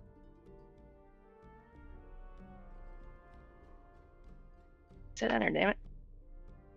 I'm suddenly really glad I didn't go to the horse race because I definitely would have tried to poison it. Oh, never mind. I thought it was a 4 because of the. Oh, it rolled twice. That's it rolled why. twice, but it's still a 2. Yeah. Unfortunately, your horse doesn't win. Roll again for second place. 1d6. 1d6. We can't get another. I mean, should we? Oh, okay. Yeah, right. we can't. Right. It can't re-roll. Right. 2 already got first place. Damn. And then 5. I'm gonna roll until 4. What place does 4 get? All right. 1 is third. 2 is second. All right. We're gonna roll. We're gonna roll a d2 now because we have what? 3 and 4 left. 3 and 4 is 1 and 2. 2 is 5th place. Or 4 is 5th place. Doesn't do well. No, that's okay. But nonetheless, Uvashar gives you permission to head to the Dragon's Pride. Meanwhile, at the Stygian Maze. This area's foyer is carved from glistening obsidian. An austere, fanged man in a high-collared cloak sits in an intricately carved desk, next to which is a simple stone doorway. Behind the desk, the floor-to-ceiling window overlooks a stone maze shrouded in fog. The pitmaster, Kaelin Renaudin, looks up and says, someone here to place a bet? I'm here to place bets and pet fiends and nightmares. Well, not for you, Veb. This is for this is for Callian. You make your way through. Okay, my apologies. No, you're good. You make your way through. Callian walks up to Kaelin, this vampire man, in the Stygian maze. He says, "Entering the maze costs 20 soul coins. You can explore alone or as in a group, but 20 soul coins, nothing." Per person or for the group? For the group. But it looks like you're alone. My party's just out elsewhere.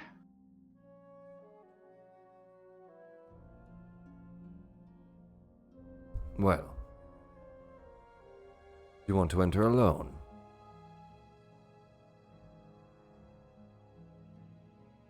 I will, but I do have a question. Do you also take trinkets?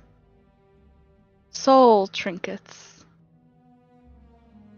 If it has a soul in it, good enough trade.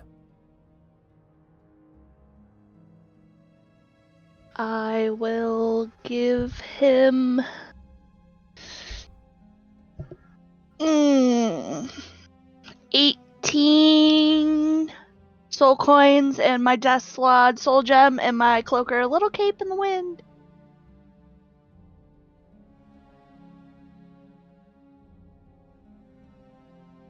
He takes those. It's a total of 20, though. Yeah, I give him 18 bunch of of the soul coins as well. Soul coins. Okay. Yeah. And he says, "Good. Very well then, you can enter. There's a lot of treasure throughout. Good luck finding any of it. And good luck making your way through."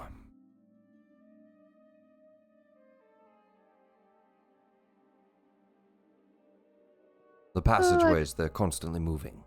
Impossible to map out. But I'm sure you'll figure out something.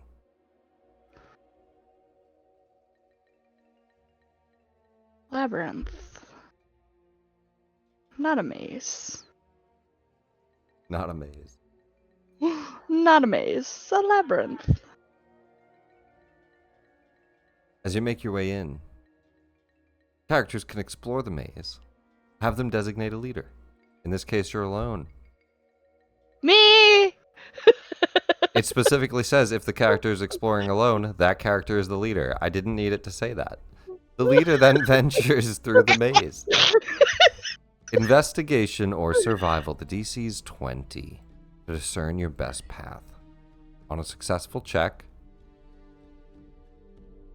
you correctly navigate to a treasure chamber Roll randomly or choose an option, blah, blah, blah, blah. On a failed check, you stumble into a challenge chamber.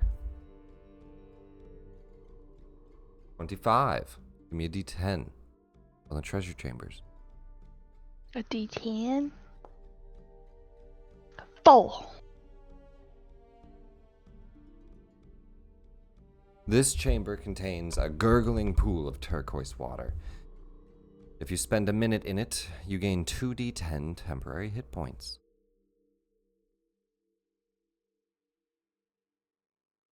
Can I take any of it too? Not that I think it'll do any good when it's not there, but... Some turquoise water? Sure. Yeah. But roll 2d10. You gain temporary hit points. 13.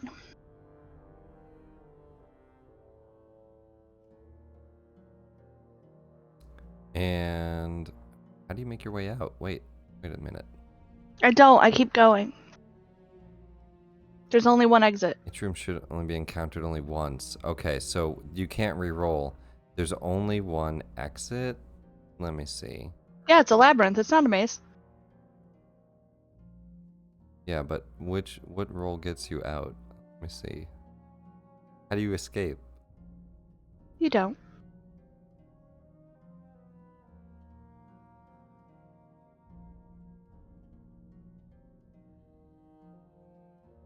I think I just let you do this as long as you want.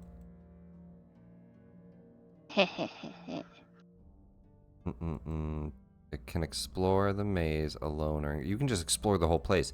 So it's just a maze, but there is only one entrance exit, which is the way you came in, but you just get to kind of explore around. All right. Roll again, I guess. Survival or investigation. Survival. Oof. 18 is a failure. You get a challenge chamber, D10.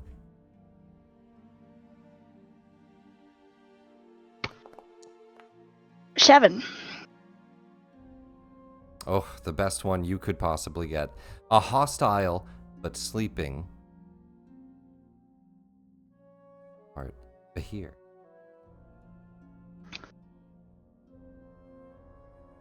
Bahir. Did it share that art to you? Nope. No. Ooh. Curled around a chest. A creature that approaches the Bahir must succeed on a stealth check to avoid being noticed. DC lower than 25? Just roll a stealth. Oh no, not Briar Patch Briar Fox. Hold on. DC lower than 500? Does this count? Does that give you advantage on stealth? Yeah. Stealth checks made to hide.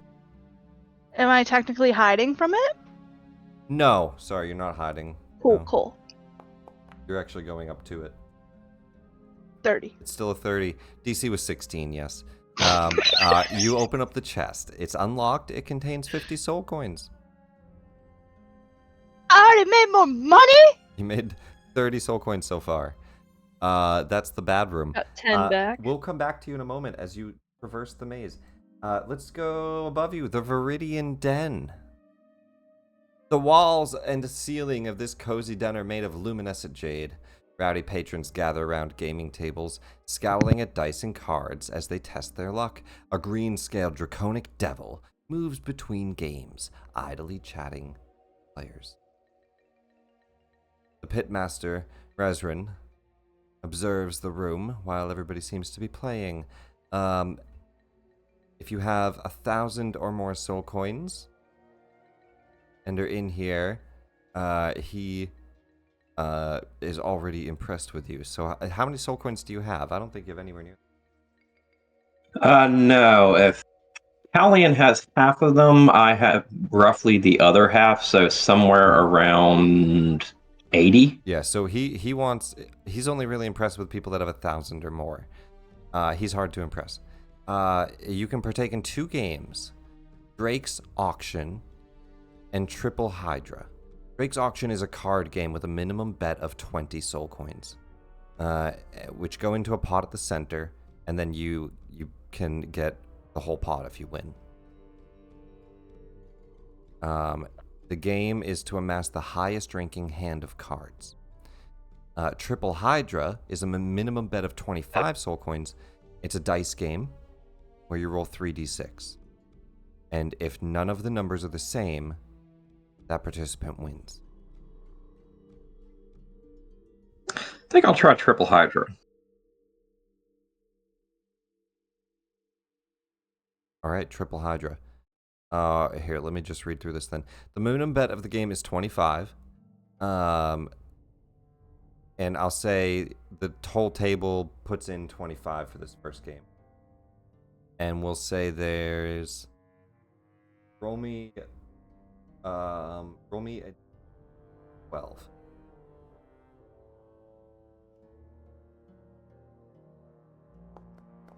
There's 5 people at this table. They each put in 25, and then you as well. They look to you to put in your bet. Yeah, I put in 25. All right, so 25 from each member of the table. The pot is 150. Each participant rolls 3d6. And to help me do this, let's have everybody else here represent somebody at that table. So everybody roll 3d6, including myself. And we're all playing against Dusk. And if the participant rolls none of the same number, the participant wins nothing. If the participant rolls twice the same number... Sorry, let me fully read the rules. I'm going to share them here. Because I'm not probably fully... If the participant rolls none of the same number, the participant wins nothing. If the participant rolls 2 of the same number, they win an amount equal to... So maybe just you roll. Maybe that's what this is saying.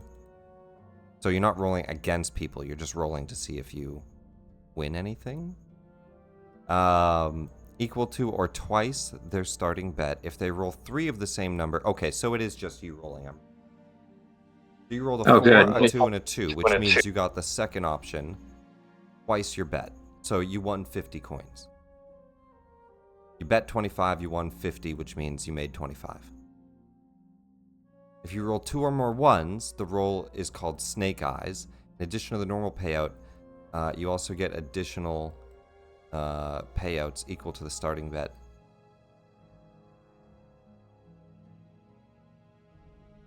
Alright, so I won 25 off of that.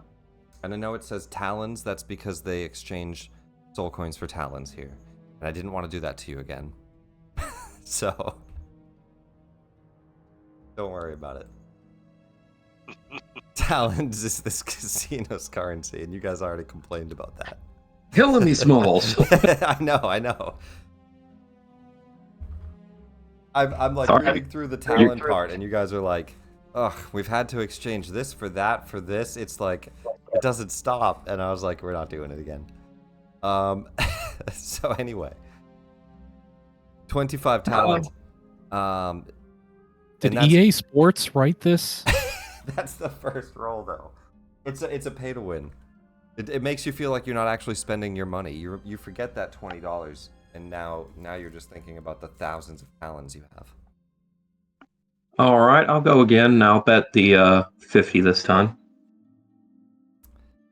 All right, you want to bet 50, same game? You don't want to try the other one? I'll go on to the other one in a little bit. I'll play the same game. All right, 3d6. Bet 50, roll 3d6. Triples. Lucky. If the participant rolls 3 of the same number, the participant wins equal to triple their starting bet, so 150. So you make 100. All right. Now I will move over to the other game. Nice. Drake's Auction, a card game with a minimum bet of 20, which go into a pot at the center of the table. The goal of this game is to amass the highest ranking hand of cards. At the start of the game, the croupier deals each participant a pair of cards. I've never heard this word before. What is croupier? It's another word for dealer.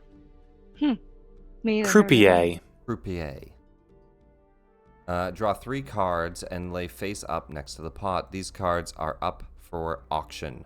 Participants bid on the auction cards. I'll share this, guys.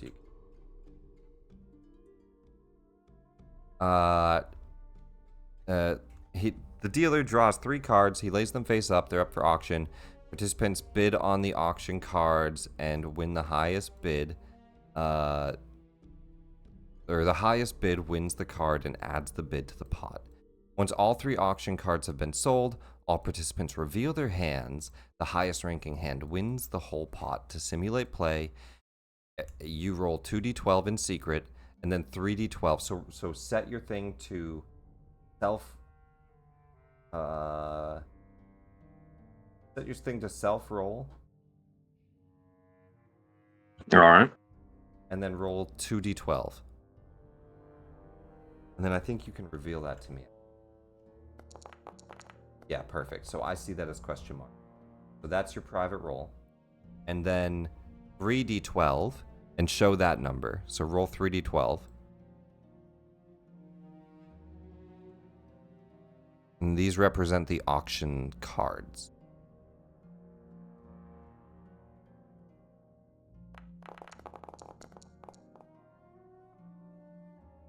Oh, sorry. Reveal that one. That should be public.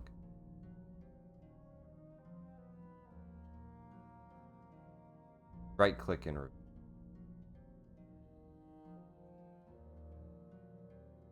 Yeah, I You don't have that know. option? You don't have that option. All right. Yeah, I don't have that. Just roll 3d12, not private. Roll public.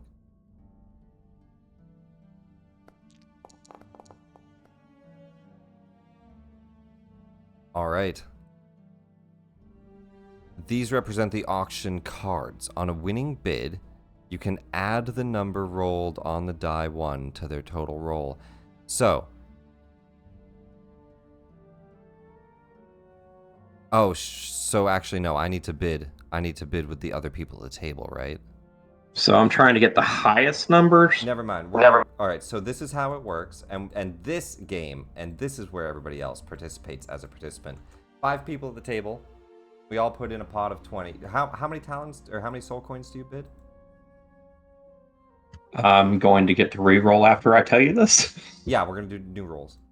Oh, okay. I'll bid 50. You bid 50. I'm gonna say everybody puts in 50 at the table. So 5 people, they all put in 50.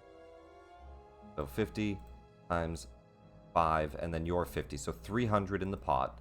Everybody here at the table gets to play. So everybody, all 5 of you, at the bottom right, set it to a self roll.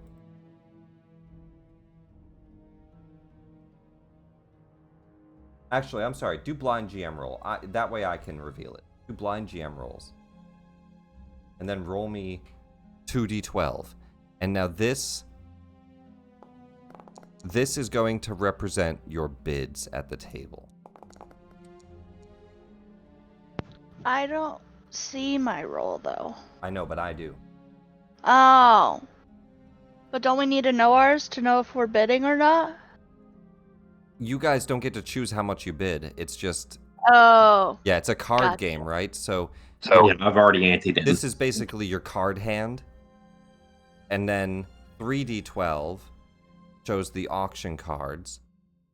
I'm trying to understand how this works. Participants bid on the auction cards.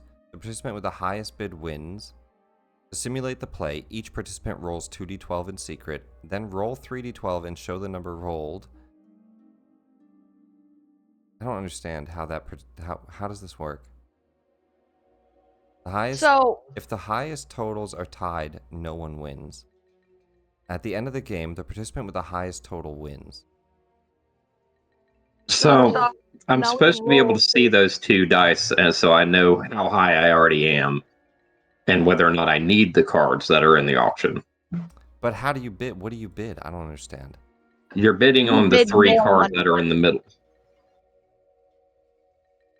It's like playing poker with 2 cards in your hand and 3 cards and the draw stack that everybody's bidding on. Okay. So I should have 2 cards in my hand to start with that only I know what they are. And then there's 3 cards in the middle that everyone knows what they are that they're all bidding to get a piece then of. You're right. I'm wrong. So we're going to delete these rolls, and it's going to be a private GM roll. That way it's a roll between me and you. That sucks. I had a 15. Well, yeah, we're deleting all this. I think I understand now. So everybody roll 2d12, private GM roll, so me and you can see it, but the other players can't. We roll ours still? Yeah, private GM roll 2d12.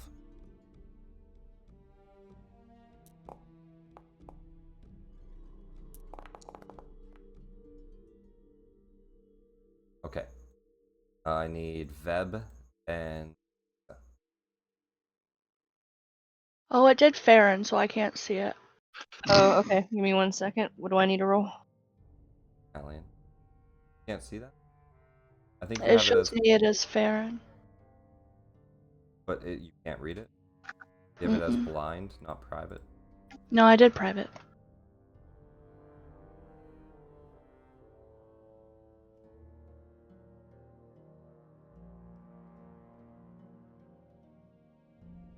Color in it. What am I rolling? D12s? 2d12? Blind? Private. Private. Private G. Oh, that worked that time. The other one was blind, I think. Alright, perfect. I see those dice, and I'm going to roll the other person at the table. Yep. And Siksa, I need a roll from you. You're in the game. Would you believe me if I told you I'm still not in the game? I don't even see your bottom right. Yeah, I'd believe. I roll twice then. Yeah. Alright, so we have the rolls for everybody's cards. Now, roll 3d12 and show the numbers rolled. Are you going to do that, or do I need to do it? Yep. 5, 3, and 3. These are the cards up for auction.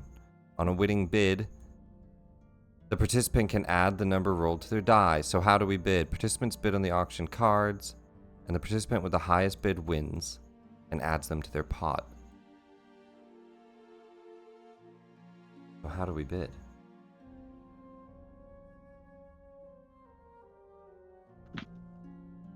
Well, I mean, I obviously would bid on the 5. Bid what? How? I'm not sure I understand the rules for this game. Seems like a poorly thought out game.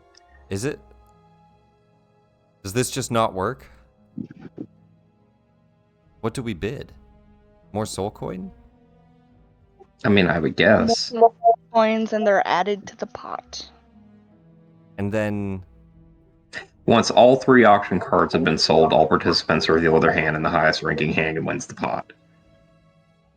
But then, I don't understand. are you trading cards in your hand with the auction cards? I think so. No, you're not trading. You're No. just buying more. I don't think I understand at all. I think the 2d12 is supposed to be how much people bid. I think that's what it's supposed to be, but I really don't know. No, the 2d12 is your original cards. If you have a really good set, you have 5 people battling over 3 other cards. But so you want to make sure it just you says beat it the just says hand. to simulate the game, roll 2d12 in secret, then 3d12 and show that number. These represent the auction and show the numbers rolled. Then 3d12 and show. So yeah, so show the 3d12. They represent the auction cards on a winning bid, and it doesn't explain how to bid or what to bid. On a winning bid, the participant can add the number rolled to a die 1 from their total. Sorry, this is an official Wizard of the Coast book. I just thought I'd be able to run this Actually game. play something with it. I don't think I understand. Jesus Christ. What would you bid? More soul coin? Because then it's like, how much do these people at the table have? Adds their bid to the pot. That's the problem is there, if there's only one player playing against the GM, Okay, then they're so we're betting gonna do against. this. How many soul coin do you have? Right now, hold on. We assumed I started with about 80. Okay. And then I 150, 125, and 100. It was plus 25 plus the- 100 what's because the you total? bid 25. Okay, so roughly about 200. Roughly about 200. We're going to say everybody at the table has 200, guys. In private GM, I need everybody to give me a bid on the first card, which is a 5. How much soul coin does each participant bid? Trying to beat Dusk. How do I private GM you? Private GM is right above, so private GM roll. And then slash roll. And then just type in the exact number.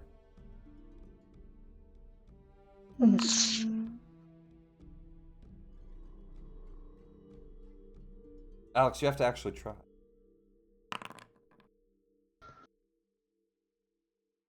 What? What? You're bidding on the 5. You have 200 amount that you... Oh, I thought you said we have 20. No, 200. Want to get the 5 to add to your... Okay. Well, they had 200 when they put in 50 to start this. Yeah, okay, so you have 150. Okay. Add a 0. Okay. Veb, you have up to 150 you bid. How much do you want to add to get a 5 on? You have to do it in private. Slash roll and then put the exact number.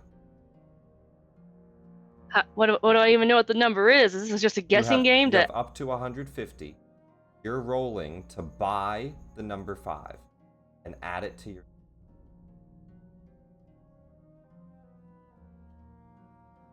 Everybody has a bunch of cards and everybody's looking to buy the 5 right now.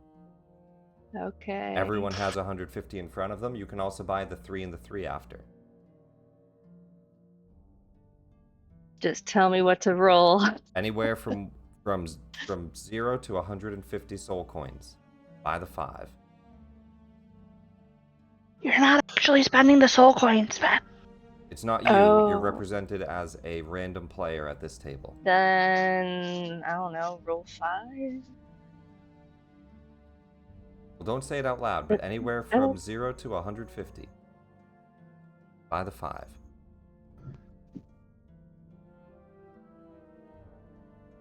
Do I just type a number, or am I actually rolling something to you? You type in private GM / roll space the number. Not one, Okay. whatever, just the number. Yeah. Cause fuck it. Nope, I didn't mean to do that. That did not do what I meant to do. Okay. How do I... I'm sorry, I am the dumb. I don't see the option to message you. No, that I saw it. That worked. Okay. I just need you to do that and send me whatever number you're bidding for. And so, Shameska, message me on Discord. Oh yeah. And I got something here.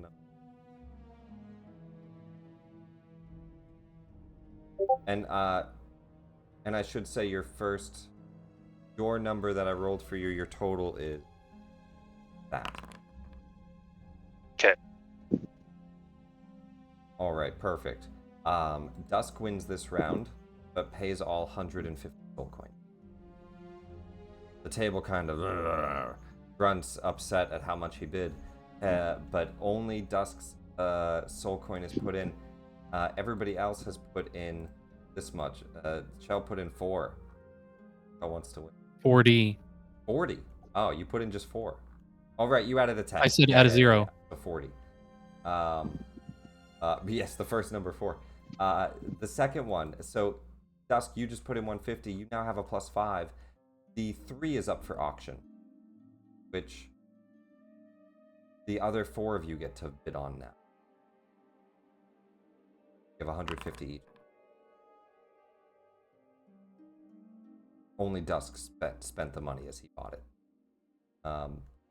So everybody roll, the 4 of you, send me how much you want to buy the 3 for. And we'll go with first and second by the first one. Oh. Let's just I would have done it all then. Well, let's just do it. Yeah. That's fair. We'll go one by one. Go one by one.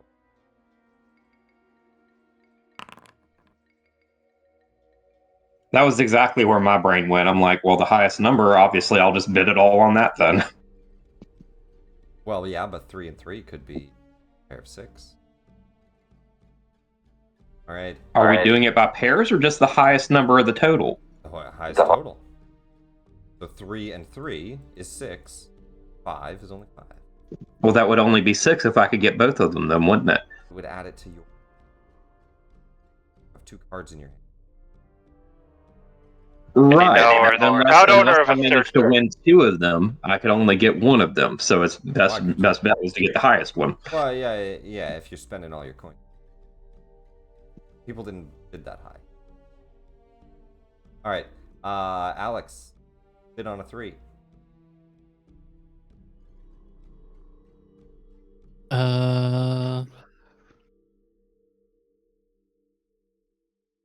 Also, just Discord. All right, perfect. Callian wins that one for 100. Callian now only has. Dusk is out. Callian has a left. Everybody else bid on final. Makes sense. It makes sense. I wonder how much I bid, guys. All right. Veb and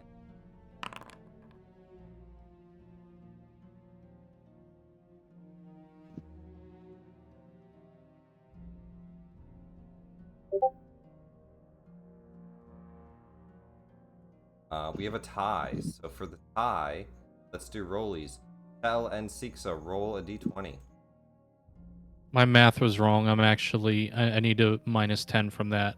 Oh, okay. Wait, no, you haven't lost any bets. Oh, okay. Well then, If you what am lose I a bet, you keep your money. Yeah, you're buying. what am I is an rolling option. to you? You could have just done the full 150 if you wanted, Oh, but you would point if you don't have high enough. Not worth betting and coin. okay. So what am I rolling? Anywhere from 0 to 150, but for this, both rolled 100, so just give me d20s.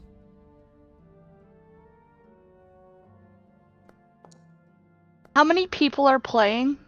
Is So it 5 total? roll a d20. Oh gosh darn it. Would you trust that I just rolled an 18? Yeah, that's fine. Okay. Perfect. Siksa buys it for 100. He gets a +3. That puts Siksa at 13. That puts the other guy at 13. Sorry, there's 6. I had a guy too. Nope. You didn't buy any of the cards, right? So you're at a 13. Alien at a 24. Bought a 3 for a 24. I think. Thanks, Callian. I think. I'm Dusk sorry! I think Dusk lost this round, using all of the bet soul coins, ending up, I believe, broke. How many? Wait, what was your number? I feel bad now. I believe he's broke. 7. Dusk, you watch as somebody from the table walks away with all of your soul coins, and Resrin looks and says, "Ah, you'd be welcome to the Dragon's Pride." To that person. Let's go. No, please tell me. The competitive assness of myself just lost us. Let's go over to the stadium. At the stadium, dun, dun, dun, dun, trumpets blaring as a coliseum is about to begin. Jeers and shouts rise from the open-air coliseum made of deep red stone. Over the sound of roars and clattering metal, a booming voice excitedly commentates on the fights. The booming voice being the pitmaster Kai Karoth, the Coliseum's commentator. Watching the Coliseum matches are free as you first come in and watch a few. Matches pit 2 teams against each other, one consisting of creatures enlisted in the casino, the other patrons that are battling them. Before each match, audience members can place bets on the team that will win. Conclusion, the audience members who bet on the winning team receive twice their initial bet. It costs 15 talents to enter the Colosseum battle. A maximum of 3 combatants are allowed. So you guys are welcome to just come here and try to win your way in. The arena matches also pay out 100 soul coin to each winner.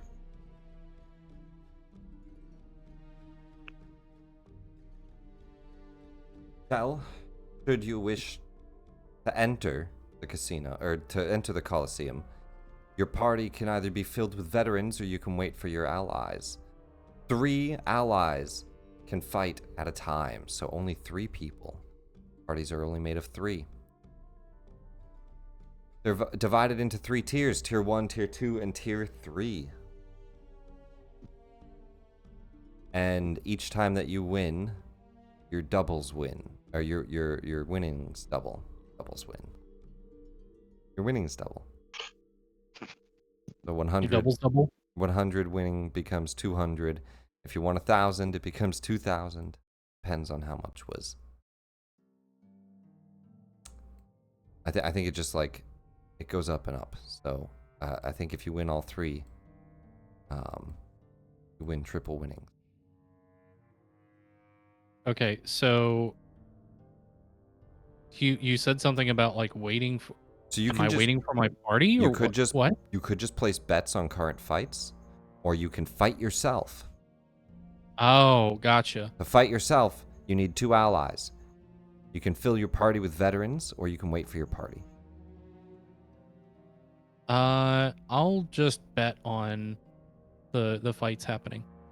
How much do you want to bet? I don't know. It'll be 3 veterans versus the first round is a Balgura. A large ape-like creature stomps out onto the stage, towering over veterans. I will bet on the veterans. And I'm To sorry, win. 1 for each member of the opposing team. 3 Balgura. What? I will bet on the Bulgara. Okay. How is that a fair fight? You each get to fight. So Balgura is a stat block of a CR5. A veteran's a stat block of a CR3. I'm gonna say the veterans lose. 58 health points for 68. The Balgura do have the upper hand. It definitely would come down to dice, but I do think the veterans will lose. But you start to watch fights. We'll leave it up to dice rolls to see if they win or not. Yeah. So let's say tier 1, 3 Balgura versus this team of 3. Say adventurer. Hell, you're gonna roll a d20 to represent the adventurer. We'll just do rollies. How much do you bet? Yeah. Before you roll? How much do I have to bet? How many soul coins do you have? That's a party, I guess. I don't know. How many soul coins do I have? Party. How many did Alien, I? you've kept the best track of them. It sounds like Huh? 80 were given to Dusk I took 18 because remember you can only hold as much as your con. So without what did having you take? disadvantage. So Mhm. 80 and 18 have been taken. So we have 98 claimed. How many did you take, Panda? We'll just say I took 15. Whatever's left. Whatever's left. We'll say I took 15. So you took 15. We gave Seeksa 2. Well, Yeah. let's say this. Panda, you only needed 20 to enter. So let's just say 20. And then Seeksa has 2. And then whatever I is have the left, -2 and the -18. So there. we had 177. That means that we have 57 left. We have 57 to bid.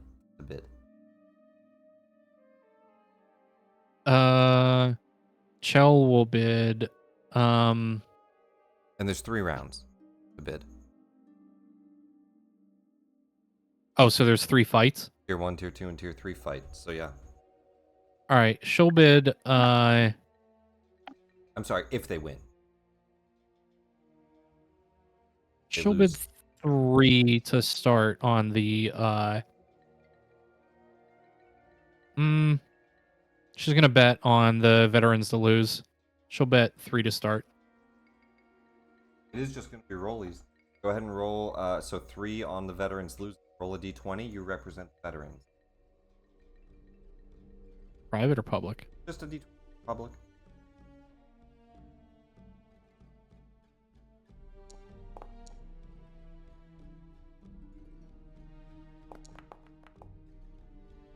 But a 2. Veterans win. They cut down the Balgura. The second fight begins. You lose 2 coins. The second fight begins. A purple worm erupts. Veterans are the purple worm. I guess. What's the CR on the purple worm? Yeah, yeah. Funny. No, we're not doing CR. Well, you know what? Fuck it. Let's do that. Let's do a cumulative CR versus a cumulative CR.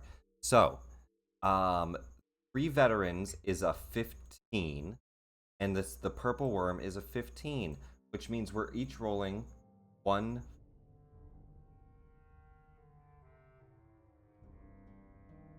D15. But first, what do you want to?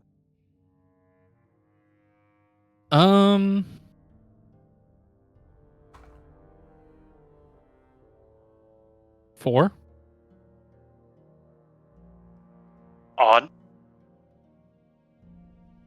On the veterans. They proved themselves this time. Or last time, so.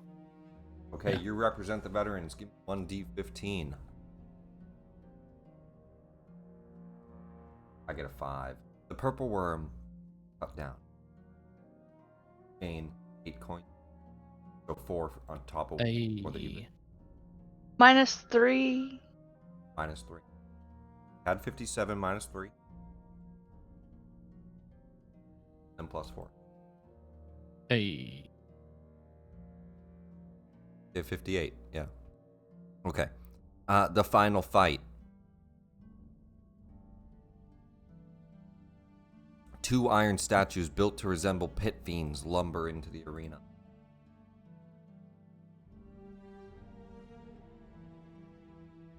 Uh-huh. You hear the the Abishai at the announcer shout out, "The final battle. The Iron Pit Fiends." What do you bet on? I'm gonna vote on bet on the veterans again. Okay, give me how much do you bet? So I'm at plus. You're at 58. Soul coins. Well, she only has 15 on her. Or had. Well, so... I'm just assuming that you have what's left in the pot. So there's 58 of them. That's the most you could possibly bet. Okay, then fine. She'll bet 15. Okay, 15. Go ahead and roll a d15. Oh no. You would have to both roll. This is going, well, I guess I would have to roll too, but they have a 16. 32. Oh no, that's not a d32. That is 24. Veterans are crushed and killed under the iron gold. Oh no. All your full coin. What, 14? 15. 15.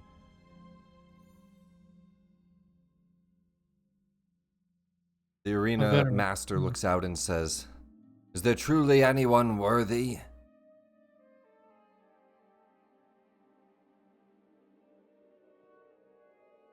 Back to that. At the Cerulean Hall.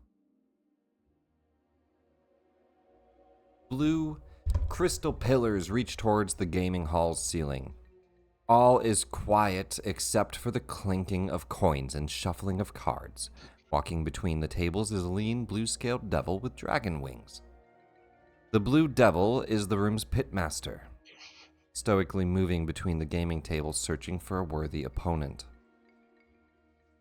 The game in the Cerulean Hall, it's a home to game of strategy and intellect, such as Dragon Chess, 3 Dragon Ante, and the room is divided up into 3 sections based on skill: amateur, intermediate, and expert. The minimum bet for each game is 15 soul coins. At the start of the game, all participants place their starting bet in the central pot. Games like Dragon Chess are typically limited to 2 participants, but other games can have up to 5. For each turn of the game, the participants make an intelligence check using the relevant gaming set, and then the participant with the highest total roll wins the turn. In the event of a tie, no one wins, so it's rollies with gaming set proficiency if you have it. That does sound nice. And winning 3 in a row, or the first to win 3, wins the pot. So it's best of 3. Siksa walking in with effectively 1 soul coin, because she deliberately broke the other one, because she wanted the soul out of it. She's just going to turn around and leave. She's going to try to find Chell, because she needs a bit more pocket change to actually throw at him. Now, while you're sitting at the Coliseum, Siksa walks up. Oh, hello, Chell. Oh, hello. I kind of figured I needed more coins than the one that Callian gave me. Would you be willing to share in my endeavor? Oh. I had at least visited the hall and found out it seems to be a contest between myself and another games of strategy like chess. Yeah, I guess I could give you a hand with that. This fight is kind of boring. Like it was cool, but I don't know. And it looks like they want people to fight, but I mean, it's only the 2 of us here. Not like we could go do that. Ha ha ha ha. Dustman's walking up like, Joe. I had it all planned out, and it was going well, and then all of a sudden it just like this game I didn't quite understand, but I think I've almost got the hang of it. If I could just have a little bit more soul coin, I think I got the hang of it now. I'm not the treasurer. No, but you do have the treasure. I mean, anyway, what is going on here? There's an arena, and it looks like they want people to fight. And I'm like, meh. Maybe we could. But I don't know. You want to go fight? Win some coin? To be honest, I'm not entirely proficient in any games that are being played at the other's hall. I think I fare better here. If you want to fight, I could fight alongside you. Callian. Give me a roll. What roll? You're searching a maze. Oh, back to my... You're still there. Whatchamacallit Roll rolls? for one of the iron golems to see if you crush Dusk again. It's either investigation or survival. You big meanie. I didn't mean to. It's okay. I end up in the not good room again. What did I get from the first treasure room? It was a 4. I don't remember. I didn't write it down. I was shit. 2d10 temp. It was turquoise. Oh, yes. Okay. Just making sure. And then you got 20 soul coins in the other. Give me a d10. I got 50. Reroll 7s or 8s. 4. The room is filled with 1 foot deep of water. A thin wooden plank spans the water, connecting the room's entrance to an exit. A creature crossing the plank must succeed on a DC 17 acrobatics. Oh. Okay. 28? Yeah, these are definitely like, and you see it looking down from the glass. Kaylin's just like, this is far too easy. I don't think she could fail, actually, looking at this now. Why did we think a plank would be enough for adventurers? You walk across without touching the water. You don't get attacked by a water elemental. Oh no. Give me another investigation or survival. These rooms aren't that bad. I don't see how they're punishments. A 2. Oh my god! All right, another punishment room. Reroll anything 4 to 8. Reroll. Actually, you know what? Just roll a d3. 2. No, 2 works. Perfect. A room full of 5 treasure chests. Okay. That's what you see. Okay. What do you do? 5 different chests set up in the room, like a semicircle of chests.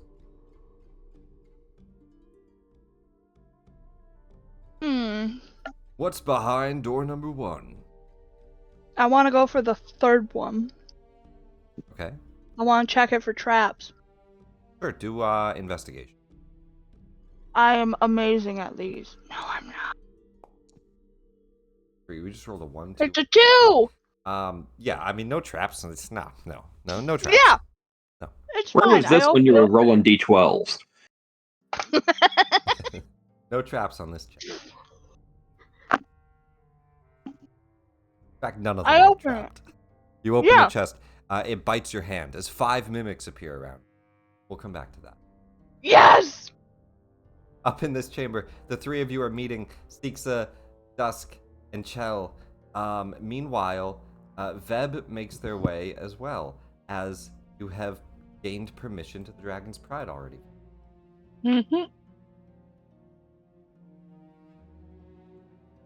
So we fight these iron golems and we just get paid for it, or we have to bid on ourselves and then we fight the iron golems. I don't remember. What were the rules again? Excuse me, announcer. It's 3 battles. It's Barguras, Purple Worm, Pit Fiend, Giant, Iron Pit Fiend. 3 battles. You win 100, and then 200, and then 400 gold coin. Or you can bet as well from the stands. So technically, if you guys gathered here, you could participate and bet, make a bunch of money.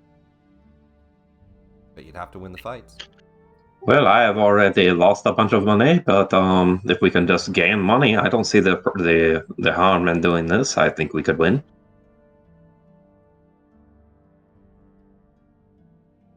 Okay.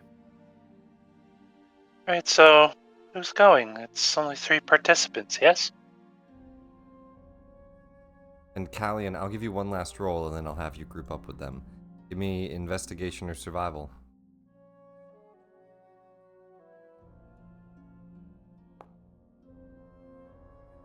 Oh, she's surrounded by mimics. That's a good room. Give me a D10. Wasn't she surrounded by mimics? I killed the mimics. She It's fights fine. the mimics. Yeah. D10. Mimics are Sure, penetrating too.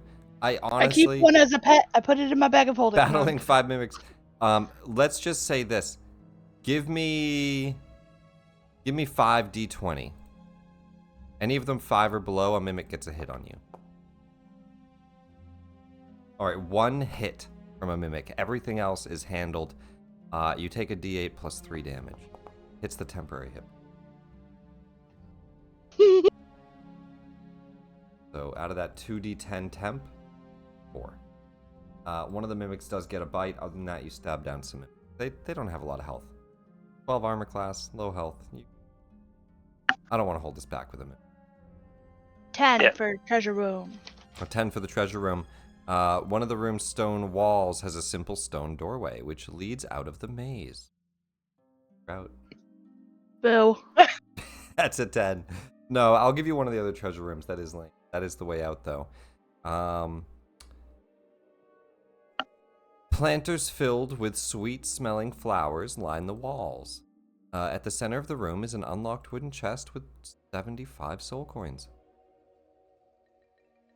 Hey. And then you arrive. The rest of the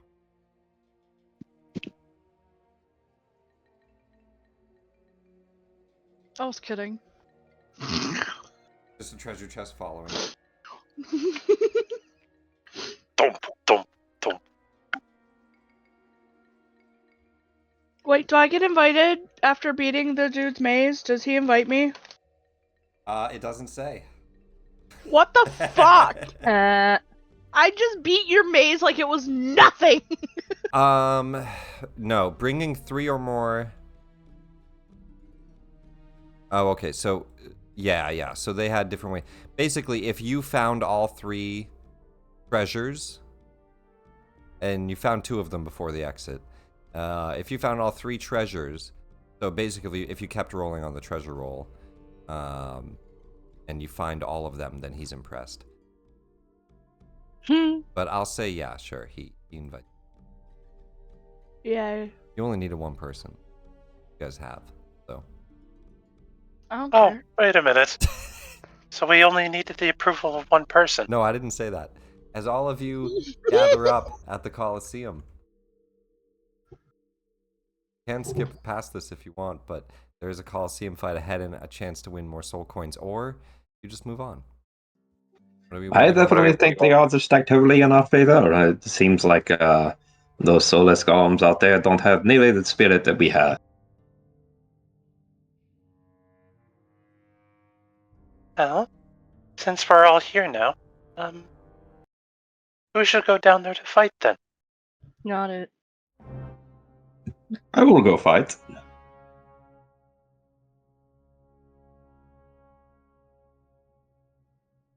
Like, did you see that one Bulgur fight? Like, that was just pure slaughter. Sorry, I was counting up our soul coins, guys. Yes, but How'd these you were guys do? little veterans. We will be fine. How'd you guys do with your bets? I made 4 coins. That's good, Veb. I had made up to 80 soul coins, and then I unfortunately ran into a bad. I didn't really understand the game. The game was very convoluted, and it seemed like I had a good handle on things, and then it turned out that I did not, and I made a poor bet. Oh no. I went through a maze. Got a pet.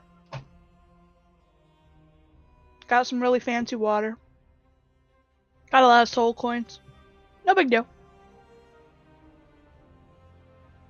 There's just a chest bouncing behind you.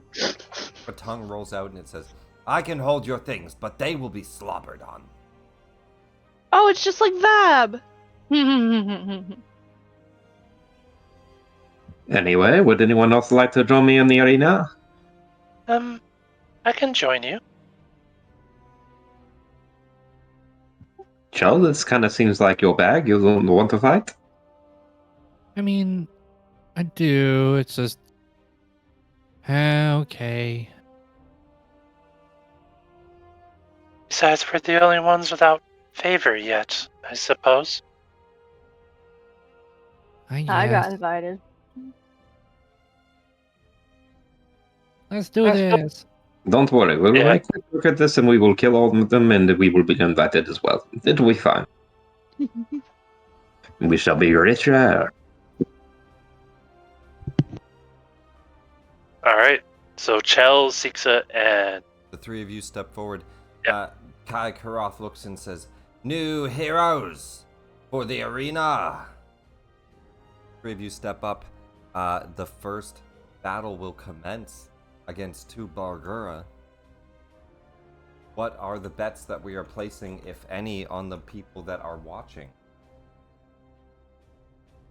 Sorry, 1 Bargura per. So that would be Beb and Callian are betting. Beb and Callian have the Callian chance can't to... technically bet. I can. Farron cannot. Right. Okay, never mind. We're good. That's why Farron's not here. I bet 20 we on have our group. 193 soul coins total for the entirety of the party. Mm-hmm.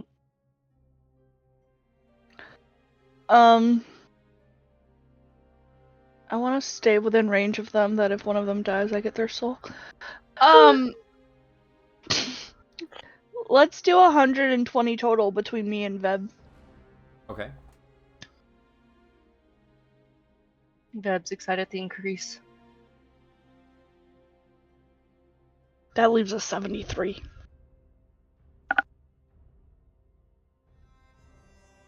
Um, 170 on the party winning. No, 120. 20 on the party winning. Unfortunately for the two people sitting out, and I don't like that they did this, but you are sitting out. I'll say you can do whatever you can from the stands without openly, obviously, like bardic inspirations and stuff, which I know none of your bards. I'm just saying anything like that could be done without obvious. You guys can try to do. Everybody. Italian and Web, you guys are just. It is at this point that Sixa surrenders and asks us someone shares the screen. Yep. Somebody share their screen. It really will not load. No, in fact, I don't know what Foundry's doing, but it's turning off my internet access on my computer. What? I don't know what's going on. Would think they'd have a bigger arena than a 50-foot star-shaped arena. Tiny. All right. That's it. We got initiatives. We need Sixa's initiative. Give me a D20, Sixa. Tell me what it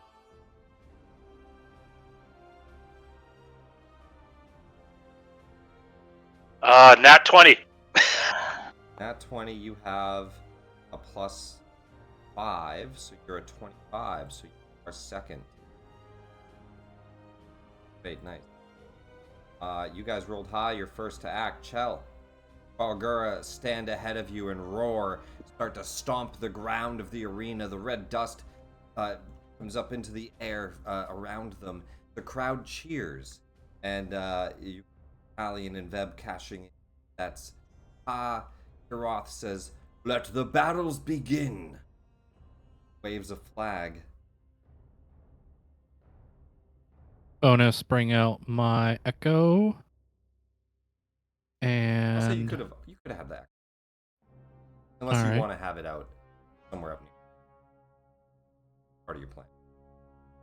Okay, well then she will first hex this dude.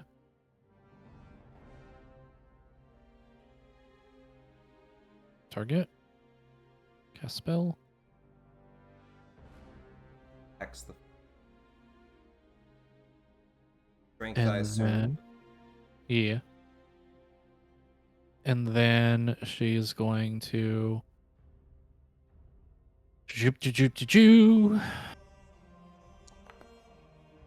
strike 1. 7 hit. And then strike 2. Hits. Strike 3. 19 hits. Damage. Damage. Damn. Damage. Oh. That actually fucked him up. You guys are gonna make easy work of these. Give me 3d6. Doop doop doop. X damage. Additional 11 points. It is bloodied and badly wounded with 3 Eldritch blasts blowing through its skin into its muscle. Huge open wound now gushing blood onto the floor. It screams and Yeah, so she just kind of like walks her echo up, and you just see this like flickering shadow that just kind of like flickers 3 shadow bursts at him, and just blood goes flying, and she just kind of like cracks her neck a little bit and is like, "Oh man, this is hard." And I think for speed of things, I think we might I don't know. We might leave it up to just maybe 1 or 2 rounds, and that's your first round.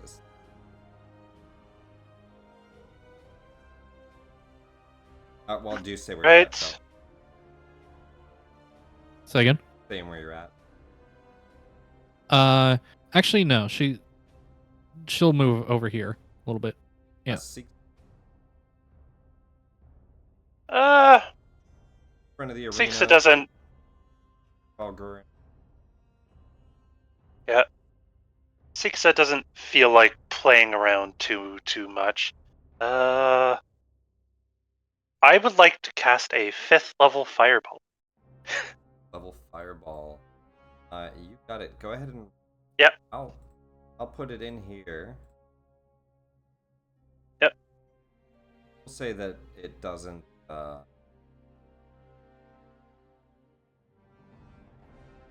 Say it doesn't reach high enough. High. Yeah. Damage for 5th level fireball 10. Yep. Okay. Before I do so, I would like to declare I like to use an ability my staff has to change the damage type from fire to radiant. All they are resistant to fire. 10 points of radiant damage. Go. Alright, I'm going to use DD Beyond. 1, 2, 3. But quickest way for me to roll 10d6.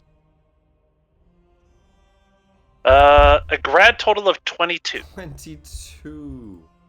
Wait, is that really 10? I got 3 2s for 2, 2, 4, 5, 1, 2, 1, 1, 2.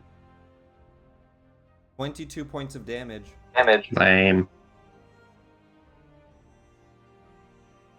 It's still 66 total. Takes out the middle one and injures the other 2. A radiant ball of light exploding in the battlefield. And Sixa doesn't need to move as she'll end her turn. Dusk. Dusk will move up to.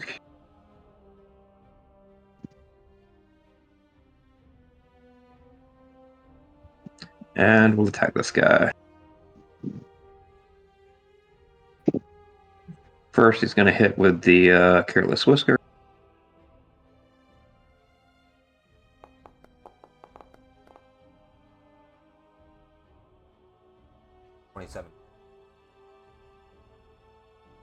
The first Bulgura falls. You tuck yourself underneath it, run past it, and get an attack in on this guy from the side.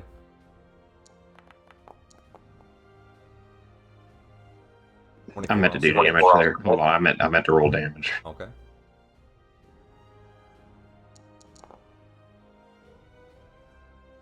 Six damage on the first hit. Can we just take that for my scimitar hit for the second one?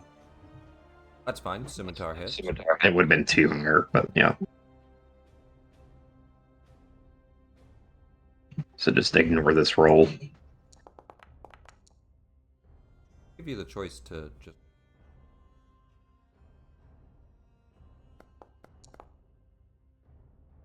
And 9 scimitar. And then I'll attack again with the Careless Whisker.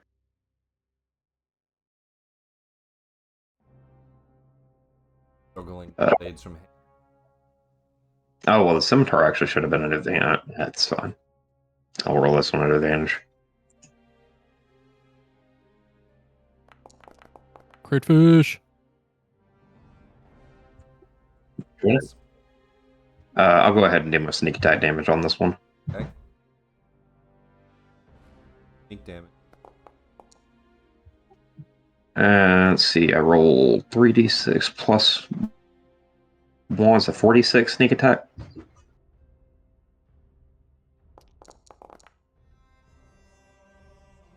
Additional 15. Bloodies, but does not kill. I'll do my bonus action attack on it with the scimitar since it has a +2.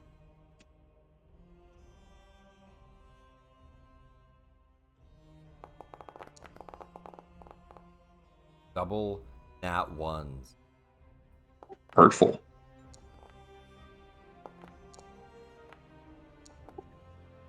I'll back away. Kind of knocks that swing away, like shaking your hand process with the heavy vibration. And then you have no op attacks, right? I think you have no op attack when you want to hit. The 2 Balguras will go. This one, badly wounded from, will run up to here. This one will stomp after. Yeah, Seeks fireball and is open. Will stomp after Seeks. The first one. Oh, she did. First one will take swings at Dusk.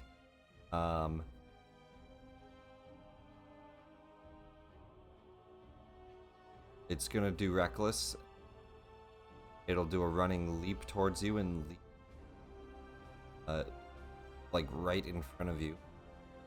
Doesn't really change much. It leaps really high. Going to do its multi-attack. 3 attacks. 1 with its bite, 2 with its fists. First the bite. I'm gonna take my op attack against this one too, by the way. What's the up attack for? It entered my reach, my weapon's reach. I want to say it was always in my weapon's reach. Not. Oh, yeah. Fair enough. So, kill it now. Lands, and it did leap to get there, so you won't be able to stop it any sooner. I can try and kill it. Doop doop doop. 27 easily hits. Looks badly wounded. It goes to slam fists down onto Dusk. 14 points of damage. Cuts it. The jaw goes to close down on your head before it falls limp and slams into the ground. The other Balgura. Go ahead and get some swings on Seek. Same thing, a reckless leap. Advantage bite. And 2 advantage fist attacks. At 20. 17 misses. 17 actually misses. So they get a bite, a critical punch. The bite is 2d6 plus 4. Punch is going to...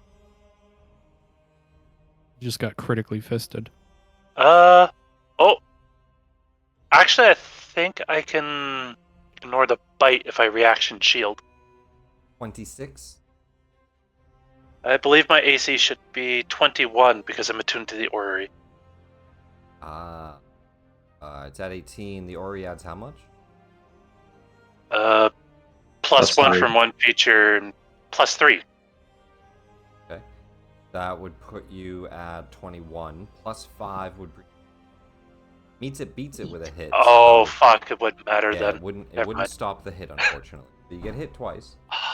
Bite and then hit with a critical fist.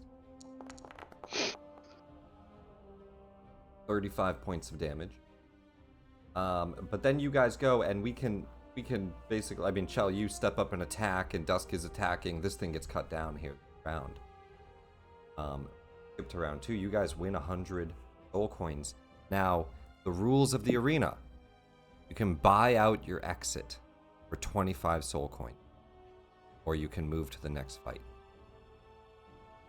Is it 100 each? You each won 100. You can each buy out for 25, or you can move on to round 2. Don't worry, Six. I will cover you from damage in the next fight. I apologize for not getting in the way. Seeksa, That's alright. Do you need a health potion? I got my own, thank you. Seeksa will pull out the soul cage, which has a soul in it. expend 1 of 6 charges to steal life. I'm sorry, I regain 15 to exit or swap. Oh.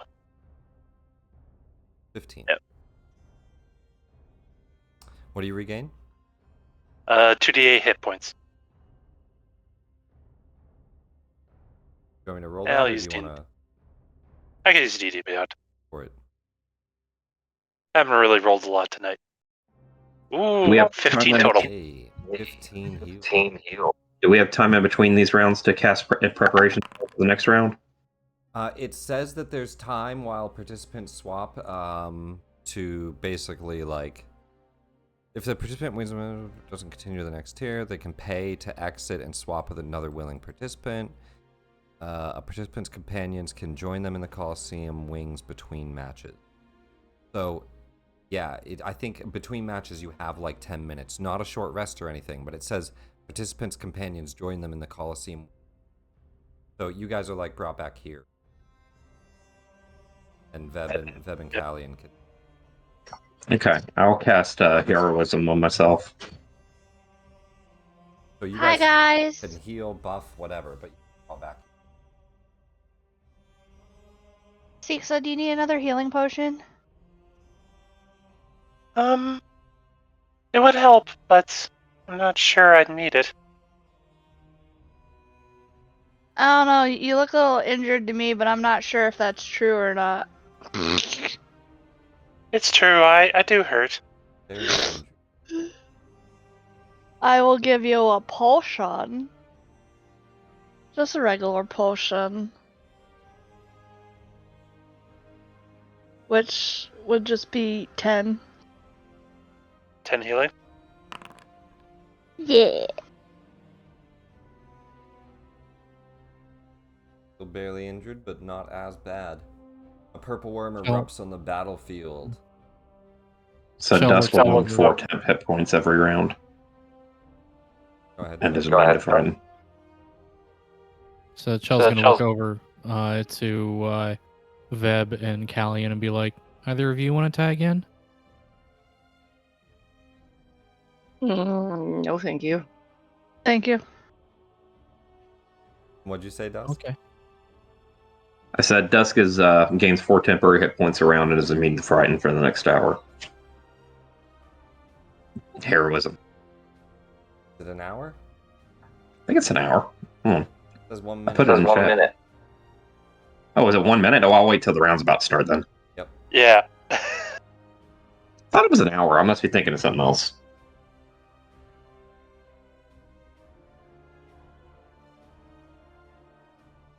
So right before walking out, you'll heroism yourself. So then the same 3 contestants go back out? Yep. Cool.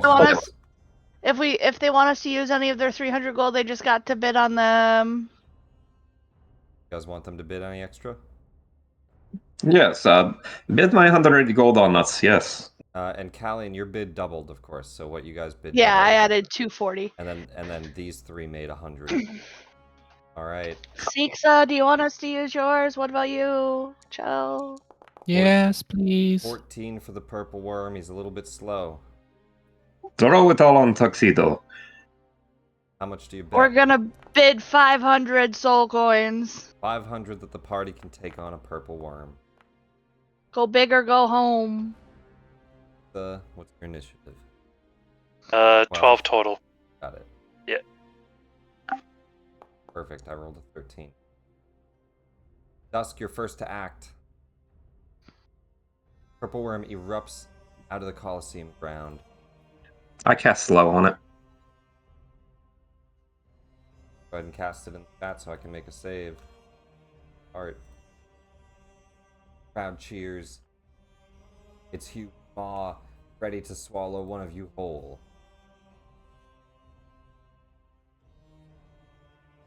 Purple worm, make a wisdom saving throw. Makes it.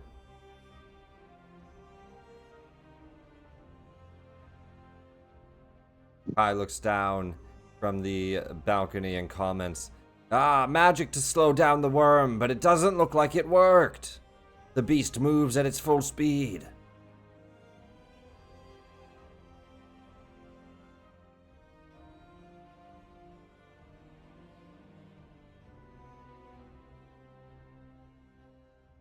forget your push to talk.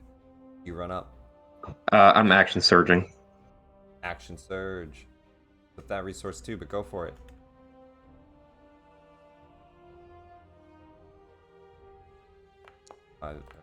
One.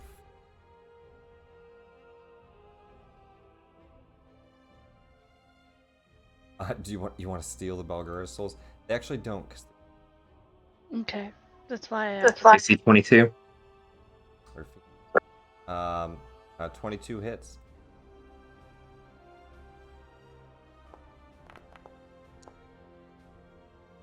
Ten points of damage to the worm. I'm going to use a bardic inspiration to do a defensive flourish and add a d8 to my AC. And to the damage, I believe. And to the damage. So my AC is now 23. I'm going to attack with the scimitar. That is at advantage.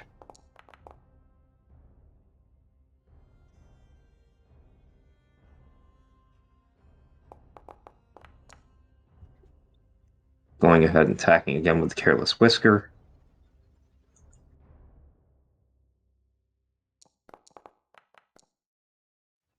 That one doesn't hit, I don't think, at a 14. 14. Alright, I'll do my last bonus attack with the Careless Whisker. Or no, with the Scimitar. With the Scimitar. No, I'm going to do it with the Careless Whisker because I haven't done Sneak Attack yet. Fuck's sake. Not for one, unfortunately. Alright, I'll be done. Go. You know what I do. Let the worm swallow you whole. Yeah. Vor time. So was that? Yeah. Yeah, that's fine. So she's going to not be able to target. Okay. Weird. Can't target him? Whatever. That's alright. Nope. He's there. Just go ahead and make him attack. There we go. Okay. Schmack.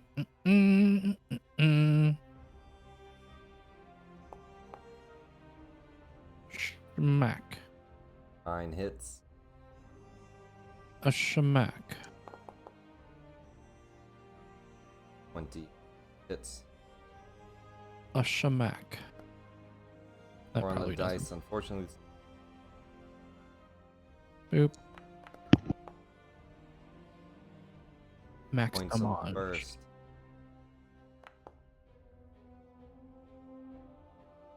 Second. And then, just for funsies, Unleash Incarnation, which is not unleashing the incarnation. That's cool. Do it again. Slice from the echo.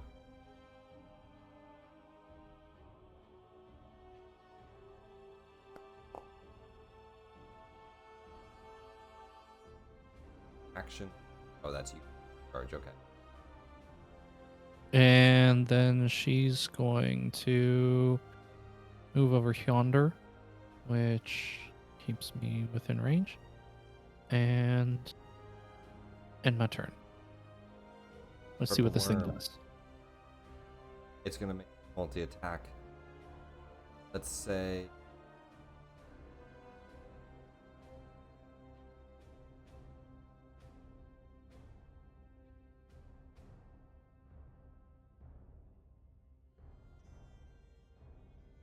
attack. Light one with you know what? I'm gonna decide either Chell or Dusk based off total amount of damage. 16, 13,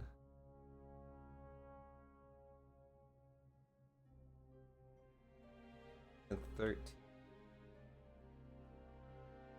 Did 47. Dusk did 14. 13. 15.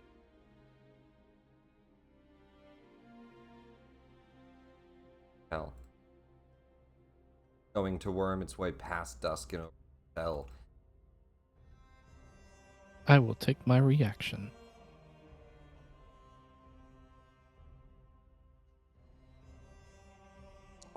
And that actually would stop it A foot back. 5 that's feet fine. early. He's got 10 Yeah. foot reach. What a bitch. Giant worm.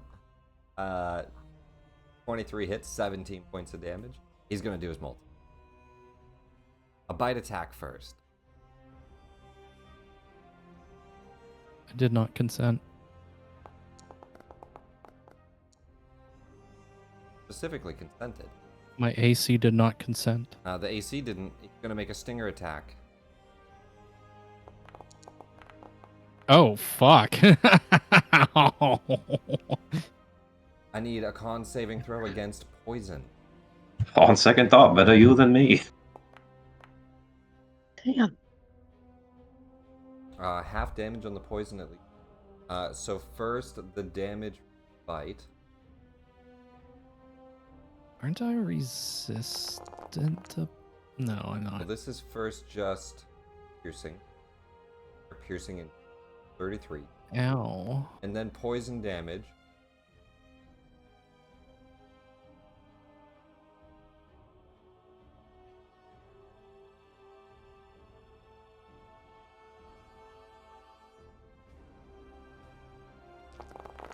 Jesus. 82 points of poison damage halved from the resistance, or from the save. 41. 41 points of poison. Ow. 74 points of damage, and the stinger pierces through your armor and chest, and out the other side, as it then retracts its tail and roars for more attacks. But that is its multi-attack. Move. Chell looks down. You made my titty from an outie to an innie. Ow. Dixie, you're up. Watch as Chell gets pierced by a stinger as poison starts to seep around, and it seems like a good thing that it went all the way through, because if it had stopped, all that poison that seems to have injected onto the other side would have worse. Sixa, finally a creature she can recognize. Finally a creature she could actually be afraid of. Like, oh, we have these on an 80. Oh, fuck, we have these on an 80. These suck. I kind of want to. You know what? I really, really do not want it to live very long, and Fireball has disappointed me. I shall simply point a finger at it and cast Finger of Death. I want this thing gone. Yeah. Critically as finger. quickly as humanly possible. I need a DC 18 Constitution saving throw. Right here, let me just put it in the chat. Finger of Death. 18 con save. Oops. No, 6 on the dice. 17. It's Oh, 1 God. away. That's the horse. Full Damn. damage. Let's see if this works. Purple I think it worm worked. zombie. 54 points of necrotic. Yeah, I don't change the damage type. Alright, they take 54 points of damage. They are bloodied.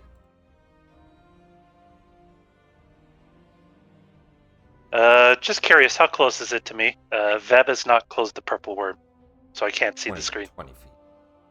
20 feet. Yeah, I might use my bonus action to hit with a hook paw. Okay. I think I'll just roll a d20. Yeah, just roll a Because I don't actually... Roll a d20 will add your proficiency and your bonus of 5, so... Oh, plus 10. 5 plus... Yeah. 15 misses. But hits, it just doesn't pierce his... Yeah. As Sixa just effectively casts death upon it and then throws a rock. Take this as well! It bounces off. The Finger of Death seems to have badly hurt it, though. 54 points of necrotic damage. Still standing. And then Siksa would like to reposition ever so slightly to put as many of her friends between her and this thing as she can. Like he left a bit. Yeah. All right. Hey Veb, could you close the pop-up? Oh, I'm I love sorry. looking at this worm all day. You were at like the entry, so I'll say maybe just more to the left. Yeah. All right, Dusk, you're up.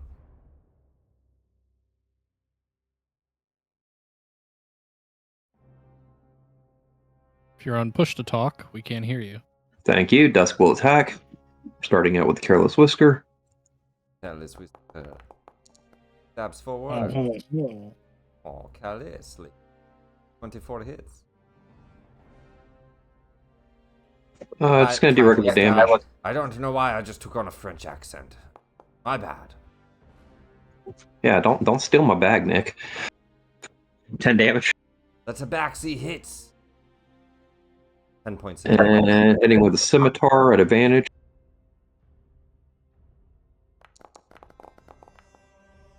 A double weapon fighter. We haven't seen this since Spartacus.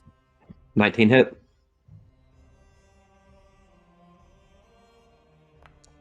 Spartacus. 10 more points damage. Hitting back to the Careless Whisker. Meow, meow, meow, meow, meow. 17. And last shot with the Careless Whisker. Meow, meow, meow, meow, meow, meow. Meow, meow, meow, meow, meow, meow, meow, meow. I'll throw my sneak attack onto that as well. And I'm going to do a maneuvering, or not a maneuvering, a superiority die for a trip attack. I really feel like you can't trip a gargantuan worm. I know he's not immune to prone. Well, I'm doing it for the damage die, not the... Yeah, it's not on his stat block. I'm just gonna say he can't be tripped. That's fine. But I don't need him to roll the save. Damage. I'm gonna say purple worm can't go prone. I don't know why that's not on his stat block. He's always prone. Well, kind of. You know? Yeah. Sneak attack damage plus a D8 for the maneuver or the maneuver. Wait, yeah, I guess maybe that's what it is. He's not immune to prone because he is prone. He has no legs to trip.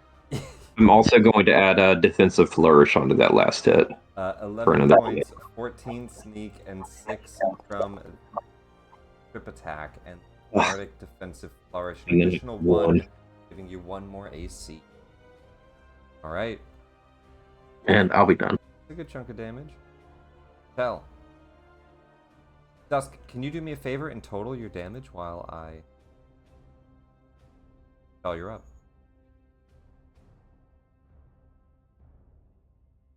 I guess unless no kills. See. Possible. Actually, wait. I'm not going to move yet. I'm going to do a thing. So, I'm going to come up here close to it. Echo moves. 42, Nick. Go ahead and do her attacks.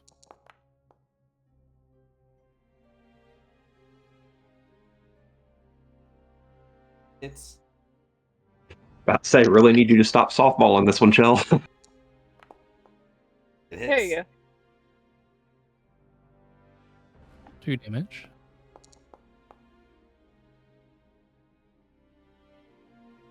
Nine and 13 points, or 12 points. 9 and 12 points of damage.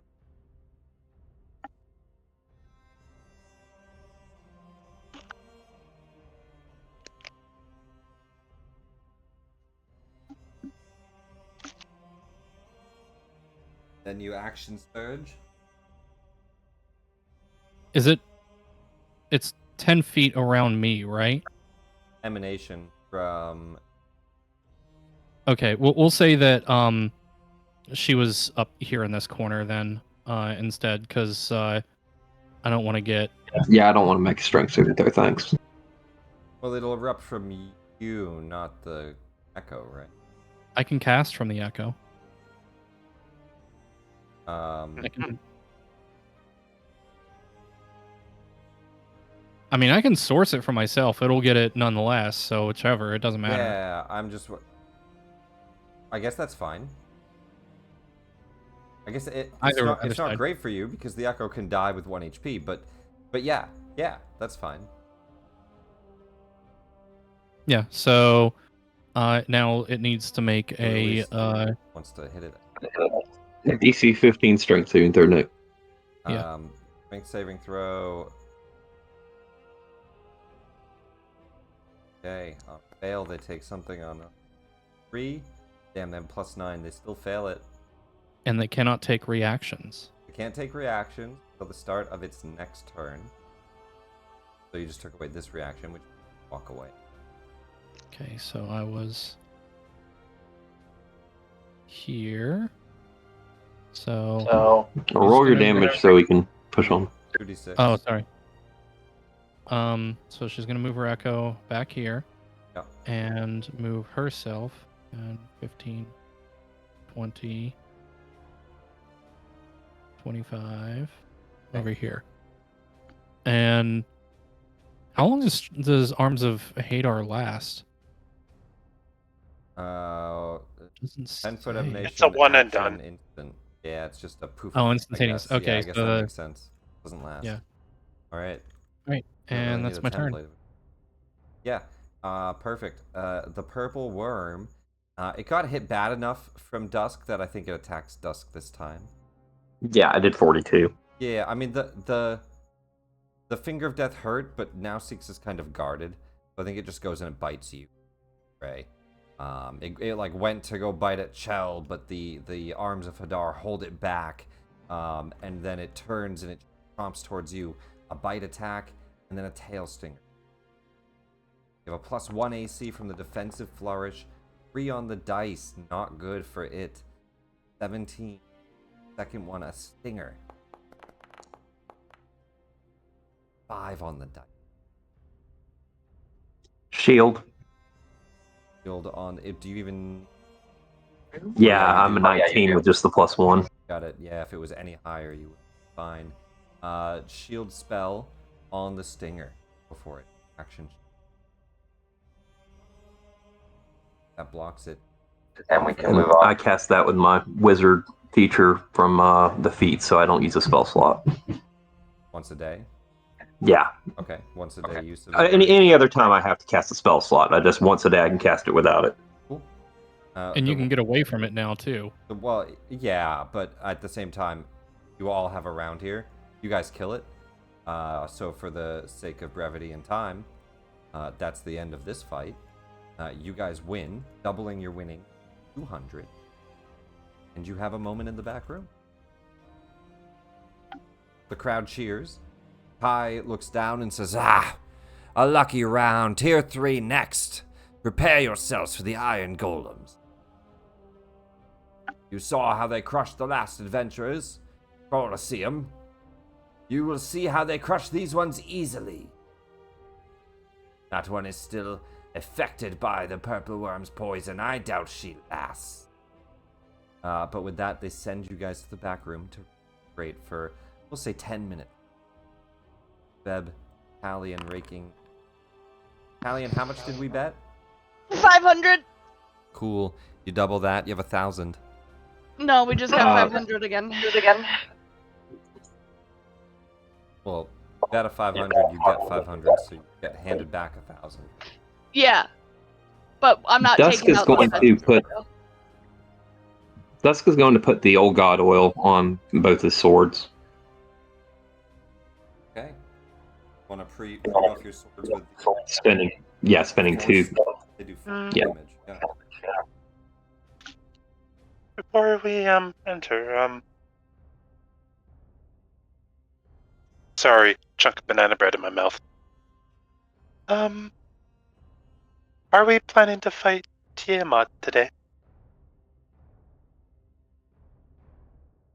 I am still good to go. I could use a shorter rest, but other than that, I think we'll be all right. Balance buy out if you. And perhaps we would you like to switch out with one of the other compatriots, or I can. we might be able to take a rest before we fight Tiamat, or whatever happens there, we may be able to rest first. I Shell should be able downs a to bunch of potions. fight. Yeah, I should be able to keep fighting. I'm still quite healthy. I just wanted to know how if I spend my strongest spell slot here or not. I understand. Perhaps try to hold that one. I will. I have a perfect solution for that spell slot. For later, though. I can keep fighting.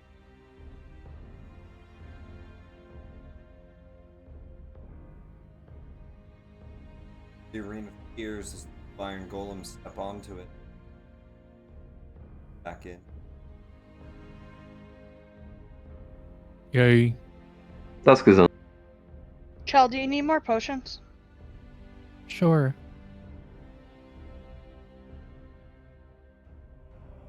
Heal for Tian.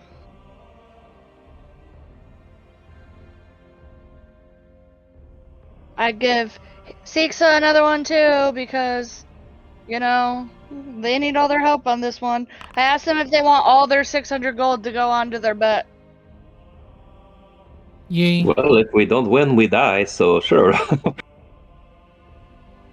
Go ahead. So, you guys got 600 I think. this time. Did you already heal yourself for that 10? Did I just. Yes, you did.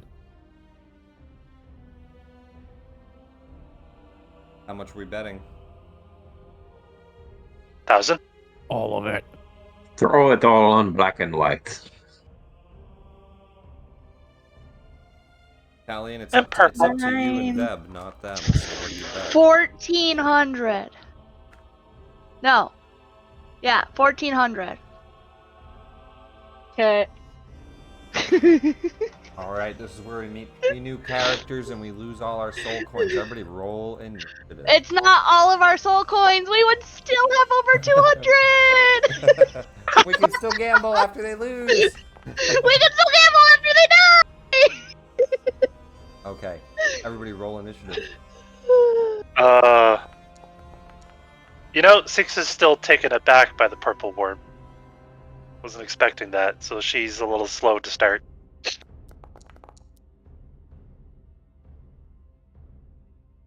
But She rolled a nat 1 for a 6. Oh, I see. Okay, Yeah. I see what you're saying. Yeah. You're still faster than one of the golems. Tell, first in the arena to act, Kai looks down and says, "Let the games begin." You know what she do. Mm.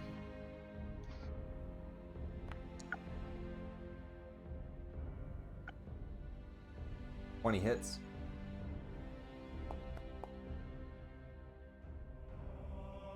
$25 points of damage. No, that was a hit. 25. A hit. I'm rolling hits, yeah. You're right. Let me see if there's a new block for these. No, only the 2020 or 2014 ones. All right. And a 14 hit? misses. Okay. Oh, it was almost max damage. 11 points on the first.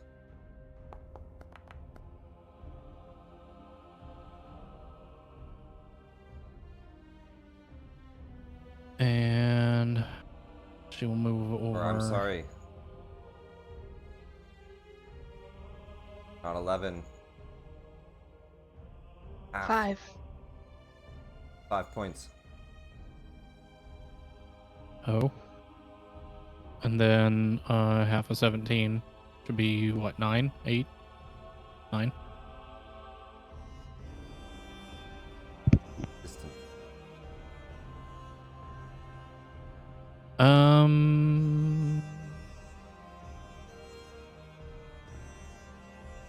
Yeah, she's just gonna end her turn there. Dust. Pre-coated your weapons with force Poison. Horse oils. Old god. But we cast slow. Talking. Talk, but slow over. Yeah, casting slow. Wisdom saves from the. They have magical. Of course they do. They don't have any bonus on the roll. First one gets a 19. Second one gets. One is slowed. Right. One of them slows.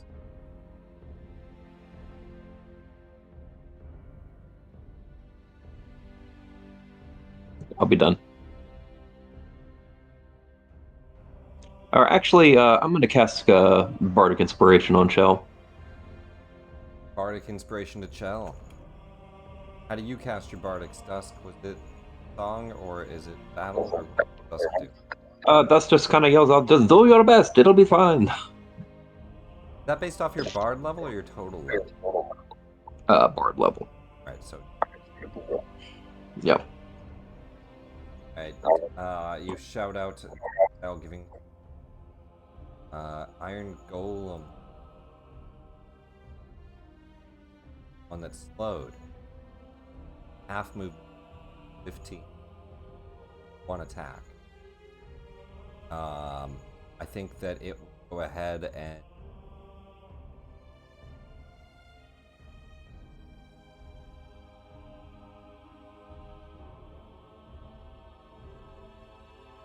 bad. Why not? It'll go 15 feet and go at doesn't 10 feet. It will make a sword attack at dusk. Sword or slam? Did it have disadvantage from slow or anything? What is the... Can't take reaction, and it only gets one attack. Not disadvantage. 26 to hit.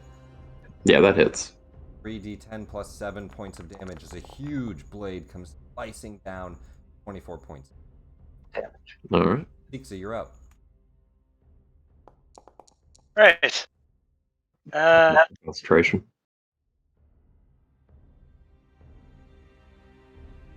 You know, she does have some third level spell slots to burn, but I think she's going to hold on to them and instead go for a cantrip. She'll target the other golem and cast Firebolt, but I would like to change damage type once more to necrotic. Okay. Yeah. Excuse me.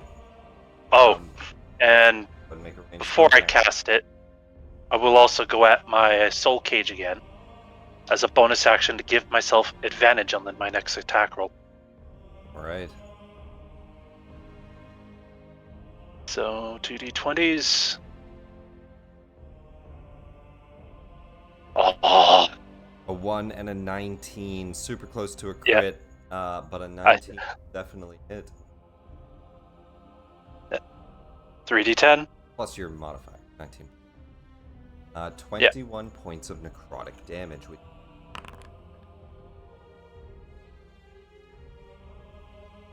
Alright. And I already used my bonus action. Yeah, I'll stay where I'm at and end my turn.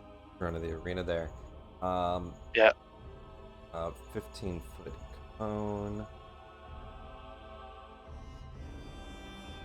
Gonna be able to hit two of you with that. I think that's all he'll be able to hit. So he's gonna run up to here. Do a poison breath. I need a 19 con save as a huge waft of gas exhausts from him. A 15-foot cone onto you, Sixa, and Dusk. 19 con save against poison. Yeah. You know what? I think Sixa's gonna use her inspiration to roll again. I got a 6. No, I think I'm gonna have to eat that, even with an inspiration. You'd have to roll a 19 7. or a 20. Yeah. All right. The two of you take full damage, 10d8 poisoned. As a couple ones in there, but there's a lot of damage, more than average. 40 or a little bit less than average. 42 points of bloodies and injures Ixa. Good thing is that's doing that. Chell, top of the round.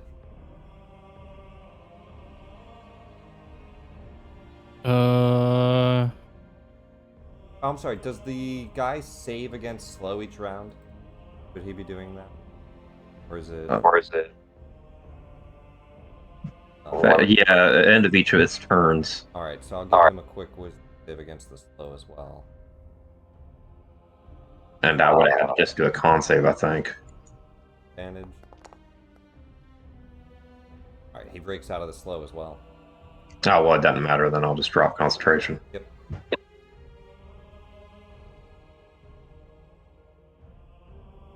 Bell. Necklace of fireballs. Throwing 6 of them. Throw 6 fireballs into the battlefield. What is that for damage? D6 plus 3 per... Or no, it's just a fireball. What does it say? Add one So each one you throw a higher level is... spell casting, right? So 6 would be like a 5th level or 6th level spell? Yeah. I believe so. Yeah. Okay. That is 11d8 or d6? Yep. 11d6.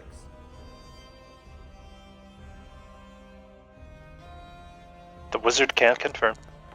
Wizard can also confirm they transmuted their spells. As the flames explode onto the battlefield, they absorb the fire and heal 31 points. Oh, fuck. Popping them off. You see Today- exhaust vents. Maybe not. Exhaust vents open and they suck the flames into them, and the metal reforms, reforging itself onto the creature. The day Thanks, the Joe. 2 elves fucked the party in multiple ways. That's your action. Yep. I guess so. I was waiting for it. I was waiting for fire damage. He said firebolt, and I was like, ooh. And then he was like, and it's necrotic. And I was like, you son of a bitch. Yeah. I mean, can I take attack actions after that, or is that is an action? So. Oh, okay. Yeah. Then no, I'm done. Use an action to detach the beads, chuck them, essentially casting. Yeah, I don't have any other like bonus. You have movement. But yeah, you and yeah, she'll keep her echo where it's at, and she will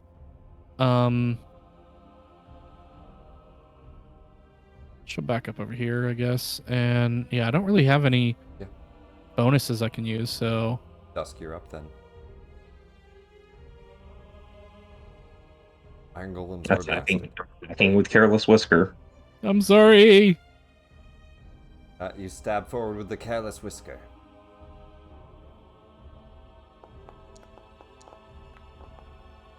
It unfortunately misses. Alright, with Scimitar.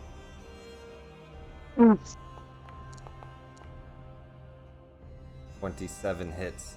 Also, Kai has to commentate on that. The fire explodes and heals the iron golems. He shouts, "Ah!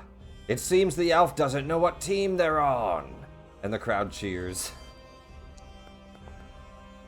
And I will do a D8 trip attack maneuvering strike on that, or the superior type. We got it 6 points of damage. Now, however, you've also coded these weapons for the first hit to explode. I'm getting there. Alright, well that's the first hit with the scimitar. And then 3d6 or 3d8? 3d6. What's it say on the thing? We got all 3d6 force damage, and it's used on hit. So 12 points of force damage that does go through. And then 2 halved down to 1. And then he needs to make a strength saving throw for the trip attack. Strength save or be knocked prone. You got it. Strength save, he has a +7. What's your DC? That is a good question. It's for a trip maneuver, so I think it's. Well, I guess maybe it goes off your dex. Normally it'd be strength, right? So it'd be proficiency in strength +8. And I think for you, we say, what do you get it from? My fighter. That's levels. I think it's still strength. You're gonna have to double check. I think it's still strength based, which means 8 plus strength plus proficiency. Yeah, 8 plus strength plus 8 plus strength or dexterity modifier, your choice. Plus. Awesome. So then a +10 on an 8, so 18. He fails. Prone. All right, so he's prone. Move over to attack the one. That makes sense too. I like that they have dex fighters. That's good. All right. You knock him prone with quick movements and a cut of the sword across his leg. 28 hits.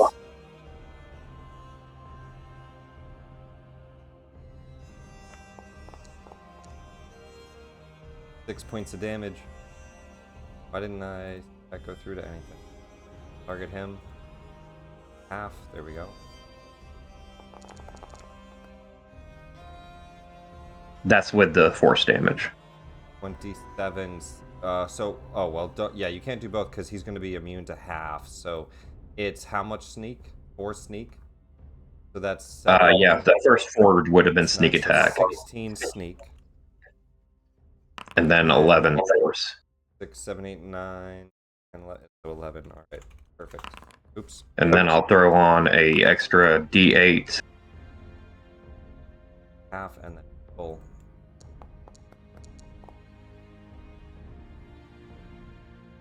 And then a maneuver, which is also going to be halved. All right. What's the maneuver for flourish?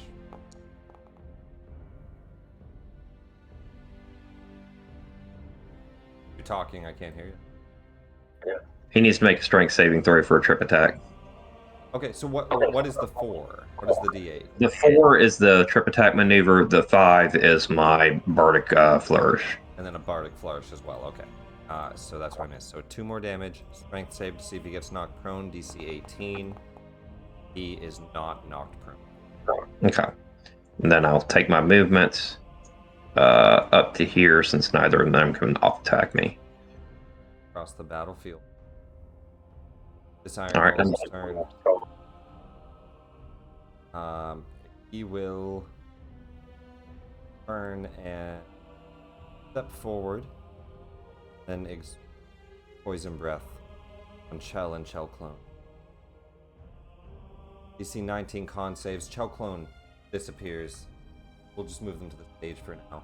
They disappear onto the stage as they're just like waiting, tapping their foot for you to resummon them. But DC 19 con save for you for half damage. Poison. You make it for half. It's still a shit ton. 10d8 halved. That's 40 reduced down to. Wait, are you immune to poison? Why does it say 0? Oh no, there we go. It said 0 for some reason. Half down to 20. 20 points of poison damage as you hold your breath, trying not to breathe in, but you still find yourself taking effects of the ailing. And then he stomps up into your face, which does provoke an op attack. Well, I guess he keeps his 5-foot distance. He has 10-foot reach. Gets up to here.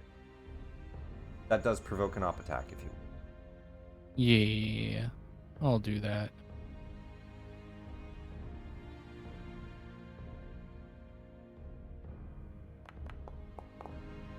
Oh, no, I won't. Never mind.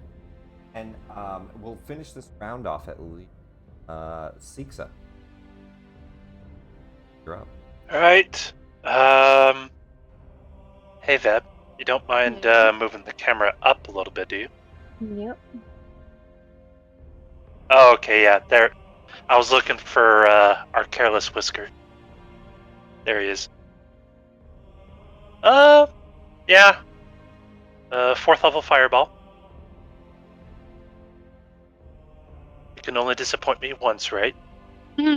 Just heal him more. It's fine. Change the damage type to necrotic. I've confirmed fire damage heals them. And I'd like to try to undo that. Alright. Change it to force damage.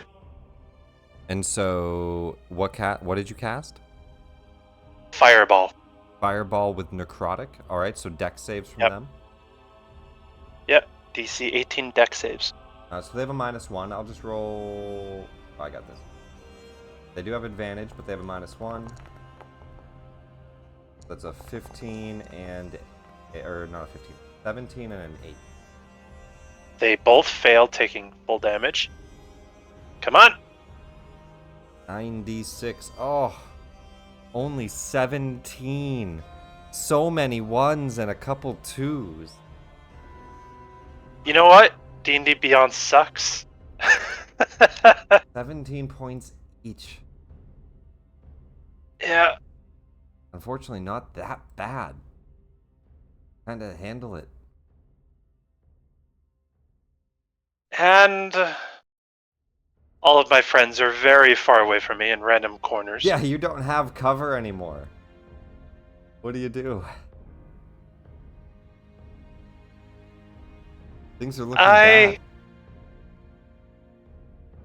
I think Sixa's gonna stand there and pray that they'd rather go after the cat. Fair enough. This iron golem is going to stand up, and the cat did indeed hit it harder, but the cat's gone. Yeah. First roll. One last thing before the end of my round. I will scream at the cat. You said you would be there in front of me to take damage. Where the hell did you go? I knocked it down. I'm gonna go ahead and roll a d2. On a 1, he chases Dusk. Actually, I'm just gonna roll a d20. Evens, he goes after Sixa. Odd, he chases Dusk. Wasting an action on Dash. Oh! Does he need to waste an action, actually? No. It's only 20. It's a tiny fucking arena. So he doesn't have to waste an action on a dash. No, he does. 15 feet. But that still means 15 feet, standing up, 15 feet movement, 10-foot range, gets to attack you twice. 2 sword attacks at Dusk. Oh, no. 3 on the dice, 16. 13 on the dice, 26. Shield. That can be enough right now to bring you up. You have a +5. I had a 23, puts me at 28. Perfect.